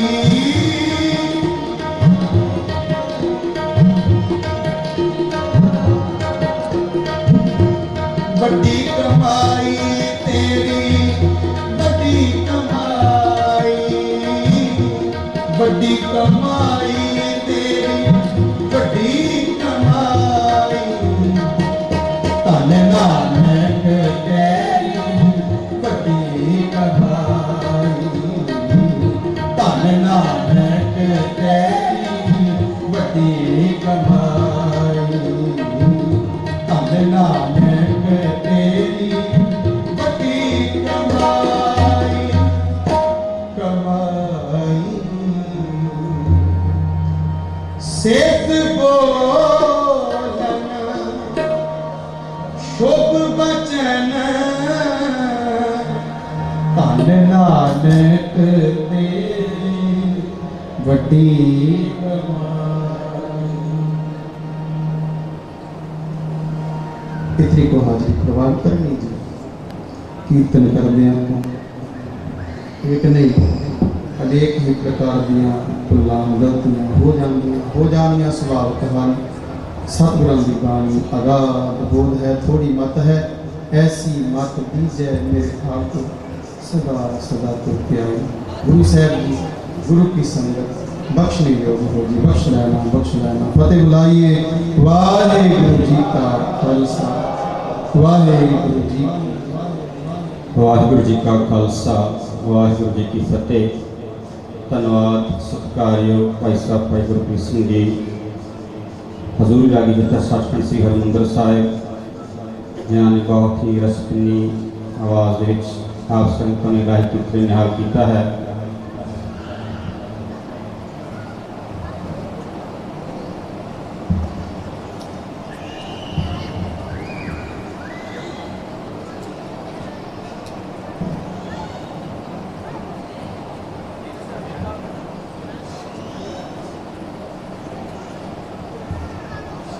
सत्कारयोग गुरु खालसा साध सिंह जी धन्यवाद करना रागी जित जिन्होंने हाजिर करके आप संगत को निहाल किया है। सो साढ़े दरम्यान जिथे पांच होर महान शख्सियतां मौजूद हैं। सचखंड श्री हरमंदिर साहब मंजी साहब दीवान हाल तो गुरु घर के कथावाचक ज्ञान जी हरमित्र सिंह जी पहुंचे हैं। ਸੋ ਸਭ ਤੋਂ ਪਹਿਲਾਂ ਤਾਂ ਇਹਨਾਂ ਨੂੰ ਜੀ ਆਇਆਂ ਨੂੰ ਆਖਦੇ ਹੋਏ ਇਹਨਾਂ ਨੂੰ ਸਿੰਘ ਸੰਗਤਾਂ ਵੱਲੋਂ ਬੜਾ ਸਤ ਫਤਿਹ ਬੁਲਾਉਂਦੇ ਹਾਂ। ਵਾਹਿਗੁਰੂ ਜੀ ਕਾ ਖਾਲਸਾ ਵਾਹਿਗੁਰੂ ਜੀ ਕੀ ਫਤਿਹ। ਸਤਿਕਾਰ ਸਹਿਤ ਬੇਨਤੀ ਕਰਾਂਗੇ ਗਿਆਨੀ ਜੀ ਨੂੰ ਕਿ ਸੰਗਤਾਂ ਨੂੰ ਗੁਰਮਤਿ ਵਿਚਾਰਾਂ ਰਾਹੀਂ ਨਿਹਾਲ ਕਰਨ ਜੀ। ਵਾਹਿਗੁਰੂ ਜੀ ਕਾ ਖਾਲਸਾ ਵਾਹਿਗੁਰੂ ਜੀ ਕੀ ਫਤਿਹ।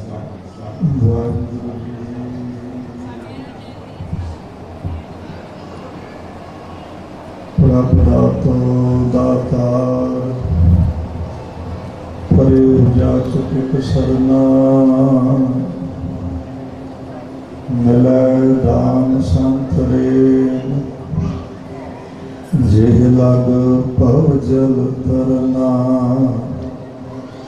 ਬਿਨਤ ਕਰੋ ਅਰਦਾਸ ਸਮੋ ਜੇ ਠਾਕੁਰ ਭਾਵੈ ਦੇਹੁ ਦਰਸ ਮਨ ਚਾਉ ਭਗਤ ਇਹੋ ਮਨ ਠਹਿਰਾਵੈ ਭਲੇ ਉਚਰਾਗ ਅੰਧਿਆਰ ਮੈਂ ਸਭ ਕਲ ਉਦਰੀ ਇਕ ਨਾਮ ਧਰਮ ਪ੍ਰਗਟ ਸਗਲ ਹਰ ਭਵਨ ਮੈਂ ਜਨ ਨਾਨਕ ਗੁਰ ਪਾਰ ਬ੍ਰਹਮ ਗਿਆਨ ਧਿਆਨ ਕੇ ਛਕਾਰ ਮਨ ਸਾਰ ਨ ਜਾਣਾ ਤੇਰੀ ਸਭ ਤੇ ਵੱਡਾ ਸਤਿਗੁਰ ਨ ਜਿਨ ਕਲ ਰਾਖੀ ਮੇ ਸਭ ਤੇ ਵੱਡਾ ਸਤਿਗੁਰ ਨਾਨਕ ਜਿਨ ਕਲ ਰਾਖੀ ਮੇਰੀ। ਸਾਹਿਬ ਕਮਾਲ ਪੀਰਾਨ ਪੀਰ ਮੀਰਾਨ ਮੀਰ ਵਾਲੀ ਕੁਲ ਆਲਮ ਸਰਵੇ ਕਾਇਨਾਤ ਦਸਾਂ ਹੀ ਪਾਤਸ਼ਾਹੀਆਂ की ਆਤਮਿਕ ਜੋਤ जुग जुग अटल साहिब श्री गुरु ग्रंथ साहिब महाराज जी दी पावन पवित्र हजूरी अंदर प्रकाश स्थान जगत गुरु धन गुरु नानक देव सर महाराज जी दे गुरुद्वारा श्री ननकाना साहिब विखे रात्रि के दीवाना के हाजरियां लगवा रहे सत्संगी जनों दास तो पहला बहुत ही सम्मानयोग हस्तियां दरबार में हाजरियां भर के गई हैं। आओ गुरसंत जी जितना समा दास नूं प्राप्त होया है आप संतां दे दर्शन करन दा उतने समय विच रह के दास की हाजरी प्रवान कर लैनी। बलाओ फतेह। वाहिगुरु जी का खालसा वाहिगुरु जी की फतेह। धन गुरु अर्जुन देव पातशाह महाराज जगत गुरु नानक देव पातशाह महाराज जी की उपमा वजों ये पावन शब्द उच्चारण करते हैं। प्रभ दातो दातार है प्रभु दाता जी मैं ममता तुहाडी शरण विच आया हाँ परिओ जात इक सरना इहो तुहाडे चरना विच अरदास है मिलै दान संत रेन जिह लग भवजल तरना बिनत करो अरदास सुनो जे ठाकुर भावै देहु दर्श मन चाओ भगत इहो मन ठहरावे। अगलियां पंक्तियां ने भले चिराग अंधियार में सब कल उदरी एक नाम धर्म प्रगट सगल हर भवन में जन नानक गुर पार ब्रह्म। भाव इहदा इहो है कि जगत गुरु नानक देव पातशाह महाराज एक चिराग की तरह प्रगट होए ने क्योंकि जिथे हनेरा है उथे भावें सामने की वस्तु पई होवे सामने पई हुई वस्तु भी जीव को दिखाई नहीं देती। इस करके बाजों गुरु गुबार है करदी सुनी लुकाई जा गुर बिन घोर अंधार गुरु बिन समझ न आवे गुर बिन सुरत न स्थित गुरु बिन मुक्त न पावे। विद्वान जना ने ਗੁਰੂ ਦੇ ਅਰਥ ਕੀਤੇ ਹਨ। ਗੋ ਤੋਂ ਭਾਵ ਹਨੇਰਾ, ਰੂ ਤੋਂ ਭਾਵ ਹੈ ਪ੍ਰਕਾਸ਼, ਜਿਹੜਾ ਅਗਿਆਨਤਾ ਦੇ ਹਨੇਰੇ ਨੂੰ ਕੱਟ ਕੇ ਗਿਆਨ ਦਾ ਚਾਨਣ ਕਰ ਦਿੰਦਾ ਹੈ, ਗਿਆਨ ਦਾ ਦੀਵਾ ਬਾਲ ਦਿੰਦਾ ਹੈ। ਇਸ ਤੋਂ ਭਾਵ ਹੈ ਗੁਰੂ ਗਿਆਨ ਅੰਜਨ ਗੁਰ ਦੀਆ, ਅਗਿਆਨ ਅੰਧੇਰ ਵਿਨਾਸ਼, ਹਰ ਕਿਰਪਾ ਤੇ ਸੰਤ ਭੇਟਿਆ, ਨਾਨਕ ਮਨ ਪ੍ਰਗਾਸ। ਭਾਵ ਇਹਦਾ ਇਹੋ ਹੈ ਕਿ ਗੁਰੂ ਤੋਂ ਬਿਨਾ ਸਾਰੇ ਪਾਸੇ ਹਨੇਰਾ ਸੀ। ਤਾਈਓ ਗੁਰੂ ਨਾਨਕ ਦੇਵ ਪਾਤਸ਼ਾਹ ਮਹਾਰਾਜ ਜੀ ਦੀ ਜਦ ਭਾਈ ਗੁਰਦਾਸ ਜੀ ਨੇ ਜੀਵਨੀ ਲਿਖੀ ਹੈ ਵਾਰਾਂ ਦੇ ਅੰਦਰ, ਧੰਨ ਗੁਰੂ ਨਾਨਕ ਦੇਵ ਪਾਤਸ਼ਾਹ ਮਹਾਰਾਜ ਜੀ ਨੇ ਜਗਤ ਵਿੱਚ ਪ੍ਰਗਟ ਹੋਏ। ਇਹੋ ਧਰਤੀ ਜਿਹੜੀ ਸੀ ਜਿਹਨੂੰ ਸਭ ਤੋਂ ਪਹਿਲਾਂ ਭਾਗ ਲੱਗੇ ਨੇ, ਜਿਸ ਨੂੰ ਪਹਿਲਾਂ ਰਾਏ ਭੋਏ ਦੀ ਤਲਵੰਡੀ ਵੀ ਕਿਹਾ ਜਾਂਦਾ ਸੀ। ਸਭ ਤੋਂ ਪਹਿਲੇ ਦਦਾਰ ਗੁਰੂ ਨਾਨਕ ਦੇਵ ਪਾਤਸ਼ਾਹ ਮਹਾਰਾਜ ਜੀ ਦੇ ਜਿਸ ਨੇ ਕੀਤੇ ਨੇ, ਉਹਦਾ ਜਨਮ ਵੀ ਇਸਲਾਮ ਘਰਾਣੇ ਚੋਂ, ਤੇ ਜਿਹੜਾ ਸਭ ਤੋਂ ਪਹਿਲਾਂ ਗੁਰੂ ਦਾ ਸਿੱਖ ਬਣਦਾ ਏ, ਉਹਦਾ ਜਨਮ ਵੀ ਸੰਗਤ ਜੀ ਇਸਲਾਮ ਘਰਾਣੇ ਦਾ। ਧਿਆਨ ਦਿਓ, ਸਭ ਤੋਂ ਪਹਿਲੇ ਉਸ ਮਹਿਬੂਬ ਦੇ, ਉਸ ਮਾਲਕ ਦੇ ਜੋ ਦਦਾਰ ਕੀਤੇ ਨੇ, ਤੇ ਉਹਦਾ ਨਾਮ ਹੈ ਦੌਲਤਾਂ। ਜਦੋਂ ਗੁਰੂ ਨਾਨਕ ਸਾਹਿਬ ਮਹਾਰਾਜ ਜੀ ਦੇ ਉਹਨੇ ਸਾਹਮਣੇ ਪਹਿਲੇ ਦਰਸ਼ਨ ਕੀਤੇ ਤੇ ਦੌੜ ਕੇ ਬਾਬਾ ਕਲਿਆਣ ਚੰਦ ਜੀ ਕੋਲ ਜਾ ਕੇ ਕਹਿਣ ਲੱਗੀ, ਬਾਬਾ ਵਧਾਈ ਹੋਏ, ਹੁਣ ਘਰ ਵਿੱਚ ਪੁੱਤਰ ਦਾ ਜਨਮ ਹੋਇਆ ਸੀ। ਬਾਬੇ ਕਲਿਆਣ ਚੰਦ ਨੂੰ ਪ੍ਰਸੰਨਤਾ ਤੇ ਹੋਈ ਤੇ ਬਾਬਾ ਜੀ ਨੇ ਸਭ ਤੋਂ ਪਹਿਲਾਂ ਗੱਲ ਹੀ ਉਹ ਕਹੀ ਉਸ ਦਾਈ ਨੂੰ ਕਿ ਤੈਨੂੰ ਚਾਹੀਦਾ ਕੀ ਹੈ। ਉਹ ਕਹਿਣ ਲੱਗੀ, ਮੈਂ ਨਾਮ ਦੀ ਤੇ ਇਕੱਲੀ ਦੌਲਤਾਂ ਸੀ। ਅੱਜ ਮੈਂ ਜਿਹਦੇ ਦਰਸ਼ਨ ਕਰਕੇ ਆ ਰਹੀ ਹਾਂ, ਮੇਰੇ ਚਿੱਤ ਵਿੱਚ ਇਹੋ ਖਿਆਲ ਆਉਂਦੇ ਨੇ ਕਿ ਮੇਰੇ ਕੋਲ ਜੋ ਕੁਝ ਹੈ ਮੈਂ ਇਸ ਮਾਲਕ ਤੋਂ ਕੁਰਬਾਨ ਕਰ ਦੇ। ਉਹ ਕਹਿਣ ਲੱਗੇ, ਕੀ ਗੱਲ ਤੈਨੂੰ ਖੁਸ਼ੀ ਨਹੀਂ ਹੋਈ? ਕਹਿੰਦੀ, ਮੈਨੂੰ ਖੁਸ਼ੀ ਇੰਨੀ ਜ਼ਿਆਦਾ ਹੋਈ ਹੈ, ਮੈਂ ਪਹਿਲਾਂ ਇਕੱਲੀ ਨਾਮ ਦੀ ਦੌਲਤਾਂ ਸੀ, ਅੱਜ ਇਸ ਮਾਲਕ ਦੇ ਦਰਸ਼ਨ ਕਰਕੇ ਮੈਂ ਸੱਚੀ ਦੌਲਤ ਵਾਲੀ ਬਣ ਗਈ। ਉਹ ਸਵੇਰੇ ਆਪਾਂ ਬਚਨ ਸਿੰਘ ਸਾਹਿਬ ਜੀ ਤੋਂ ਸਰਵਣ ਕੀਤੇ ਸਨ, ਜਿਹੜੇ ਕਵੀ ਭਾਈ ਸੰਤੋਖ ਸਿੰਘ ਨੇ ਅੰਕਿਤ ਕੀਤੇ ਨੇ। ਬਾਹੂ ਸ਼ਿਸ਼ ਜਨਮੇ ਇਨ ਕਰ ਮਾਹੀ, ਇਹ ਅਚਰਜ ਕਬ ਦੇਖਿਓ ਨਾਹੀ, ਦੀਰਘ ਨਰ ਜੋ ਬਿਕਸ ਮਿਲੇ ਹੈ, ਤਿਉ ਇਨ ਕੀਨੇ ਸ਼ਬਦ ਭਲੇ। ਸੰਗਤ ਜੀ, ਧੰਨ ਗੁਰੂ ਨਾਨਕ ਦੇਵ ਪਾਤਸ਼ਾਹ ਜੀ ਦੇ ਸਭ ਤੋਂ ਪਹਿਲੇ ਦਦਾਰ ਦੌਲਤਾਂ ਨੇ ਕੀਤੇ ਨੇ। ਜਿਸ ਘਰ ਵਿੱਚ ਗੁਰੂ ਨਾਨਕ ਸਾਹਿਬ ਮਹਾਰਾਜ ਆਉਂਦੇ ਨੇ, ਉਹ ਮਾਂ ਵੀ ਤ੍ਰਿਪਤ ਹੈ। ਸੱਚਮੁੱਚ ਉਹ ਮਾਂ ਵੀ ਤ੍ਰਿਪਤ ਹੈ, ਤੇ ਜਿਹਨੇ ਪਹਿਲੇ ਦਰਸ਼ਨ ਕੀਤੇ ਉਹ ਵੀ ਸੱਚੀ ਦੌਲਤ ਵਾਲੀ ਬਣ ਗਈ। ਧੰਨ ਗੁਰੂ ਨਾਨਕ ਦੇਵ ਪਾਤਸ਼ਾਹ ਮਹਾਰਾਜ ਜਦ 5 ਵਰ੍ਹਿਆਂ ਦੀ ਉਮਰ ਹੁੰਦੀ, ਕਿਸ ਤਰ੍ਹਾਂ ਸਤਿਗੁਰੂ ਗੁਰੂ ਨਾਨਕ ਸਾਹਿਬ ਮਹਾਰਾਜ ਅਗਿਆਨਤਾ ਦਾ ਹਨੇਰਾ ਕੱਟਣ ਵਾਸਤੇ ਆਏ ਨੇ। 5 ਵਰ੍ਹਿਆਂ ਦੀ ਉਮਰ ਦੇ ਵਿੱਚ ਬਾਬਾ ਕਲਿਆਣ ਚੰਦ ਜੀ ਦੇ ਮਨ ਵਿੱਚ ਵਿਚਾਰ ਇਹ ਆਈ ਹੈ ਕਿ ਬਹੁ ਗੁਣੀ ਅਲਾਵੈ ਸੁਤ ਨਾ ਪੜਾਵੈ, ਸੋ ਸ਼ਤਰੂ ਸਮਤਾਪ, ਸ਼ੋਭਾ ਨ ਪਾਵੈ ਮਤ ਨ ਆਵੈ, ਜਗ ਮੈਂ ਇਹ ਬਖਿਆ। ਕਿ ਭਾਵੇਂ ਕੋਈ ਬਹੁਤ ਗੁਣਾ ਵਾਲਾ ਵੀ ਕਿਉਂ ਨਾ ਕਹਾਵੇ, ਤੇ ਜਿਹੜਾ ਆਪਣੇ ਬਾਲਕ ਨੂੰ ਵਿਦਿਆ ਨਹੀਂ ਪੜਾਉਂਦਾ, ਉਹ ਆਪਣੇ ਬੱਚੇ ਦਾ, ਬਾਲਕ ਦਾ ਸਭ ਤੋਂ ਵੱਡਾ ਦੁਸ਼ਮਣ। ਤੇ ਮੈਂ ਬੇਨਤੀ ਕਰਾਂ, ਆਪਾਂ ਬਲਿਹਾਰ ਜਾਈਏ ਧੰਨ ਗੁਰੂ ਨਾਨਕ ਸਾਹਿਬ ਮਹਾਰਾਜ ਜੀ ਤੋਂ। ਠੀਕ ਹੈ, ਇੱਕ ਸਮਾਜ ਦੀ ਪਹਿਲਾਂ ਰੀਤੀ ਸੀ ਕਿ ਲੋਕ ਆਪਣੇ ਬਾਲਕਾਂ ਨੂੰ ਪੜ੍ਹਾਉਂਦੇ ਸੀ, ਪਰ ਪਿੱਛੇ ਜਾ ਕੇ ਇਹ ਝਾਤ ਮਾਰੀਏ ਤੇ ਸਾਨੂੰ ਇਹ ਦਿਖਦਾ ਹੈ ਕਿ ਜਿਹੜੀ ਇਸਤਰੀਆਂ ਦੀ ਹਾਲਤ ਸੀ ਉਹ ਬੜੀ ਦਰਦਨਾਕ ਸੀ। ਧੰਨ ਗੁਰੂ ਨਾਨਕ ਦੇਵ ਪਾਤਸ਼ਾਹ ਮਹਾਰਾਜ ਜੀ ਨੇ ਇਹ ਰਹਿਮਤ ਕੀਤੀ ਤੇ ਪਾਵਨ ਸ਼ਬਦ ਉਚਾਰਨ ਕੀਤਾ, ਭੰਡ ਜੰਮੀਐ ਭੰਡ ਨਿਮੀਐ, ਭੰਡ ਮੰਗਣ ਵਿਆਹੋ, ਭੰਡੋ ਹੋਵੇ ਦੋਸਤੀ, ਭੰਡੋ ਚੱਲਾ ਰਾਹੋ।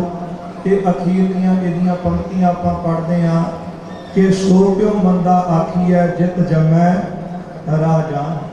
ਮੈਂ ਮਾਤਾਵਾਂ ਭੈਣਾਂ ਨੂੰ ਬੇਨਤੀ ਕਰਾਂ ਕਿ ਆਪਾਂ ਨੂੰ ਬਹੁਤ ਵੱਡੇ ਪੱਧਰ ਤੇ ਵੱਧ ਚੜ੍ਹ ਕੇ ਇਹ ਮੈਸੇਜ ਘਰ ਤੱਕ ਪਹੁੰਚਾਉਣਾ ਚਾਹੀਦਾ ਹੈ ਕਿ 550 ਸਾਲਾ ਗੁਰੂ ਨਾਨਕ ਸਾਹਿਬ ਮਹਾਰਾਜ ਦਾ ਆ ਰਿਹਾ, ਜਿੰਨਾ ਮਾਣ ਗੁਰੂ ਨਾਨਕ ਸਾਹਿਬ ਮਹਾਰਾਜ ਜੀ ਨੇ ਇਸਤਰੀਆਂ ਨੂੰ ਬਖਸ਼ਿਆ ਸੀ, ਪਹਿਲਾਂ ਇਹ ਮਾਣ ਜਿਹੜਾ ਇਸਤਰੀਆਂ ਨੂੰ ਨਹੀਂ ਸੀ। ਇਸ ਕਰਕੇ ਗੁਰੂ ਨਾਨਕ ਸਾਹਿਬ ਮਹਾਰਾਜ ਜੀ ਨੇ ਇੱਕੋ ਜਿਹੀ ਜਿਹੜੀ ਸਿੱਖਿਆ ਸੀ ਉਹ ਬੱਚਿਆਂ ਨੂੰ ਦੇਣ ਵਾਸਤੇ, ਭਾਵੇਂ ਕੋਈ ਬਾਲਕ ਹੈ ਪੁੱਤਰ ਹੈ ਤੇ ਭਾਵੇਂ ਕੋਈ ਧੀ ਹੈ, ਉਹਨੂੰ ਇੱਕ ਜਿਹਾ ਮਾਣ ਮਿਲ ਸਕੇ, ਸਮਾਜ ਵਿੱਚ ਇੱਕ ਜਿਹੀ ਇੱਜ਼ਤ ਮਿਲ ਸਕੇ।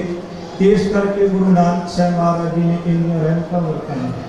ਇੱਕ ਫਿਰ ਮੈਂ ਬਾਹਰ ਜਾ ਕੇ ਬੇਨਤੀ ਕਰਾਂ, ਜਦ ਤੀਜੇ ਸਰੂਪ ਵਿੱਚ ਆਉਂਦੇ ਨੇ ਤੇ ਤੀਸਰੇ ਸਰੂਪ ਗੁਰੂ ਅਮਰਦਾਸ ਮਹਾਰਾਜ ਜੀ, ਜੋ ਗੁਰੂ ਨਾਨਕ ਦੇਵ ਪਾਤਸ਼ਾਹ ਮਹਾਰਾਜ ਜੀ ਦੀ ਜੋਤ ਵਰਤ ਰਹੀ ਹੈ, ਅਕਬਰ ਚੱਲ ਕੇ ਗੁਰੂ ਨਾਨਕ ਸਾਹਿਬ ਮਹਾਰਾਜ ਜੀ ਦੀ ਜੋਤ ਕੋਲ ਆਉਂਦਾ ਹੈ ਤੇ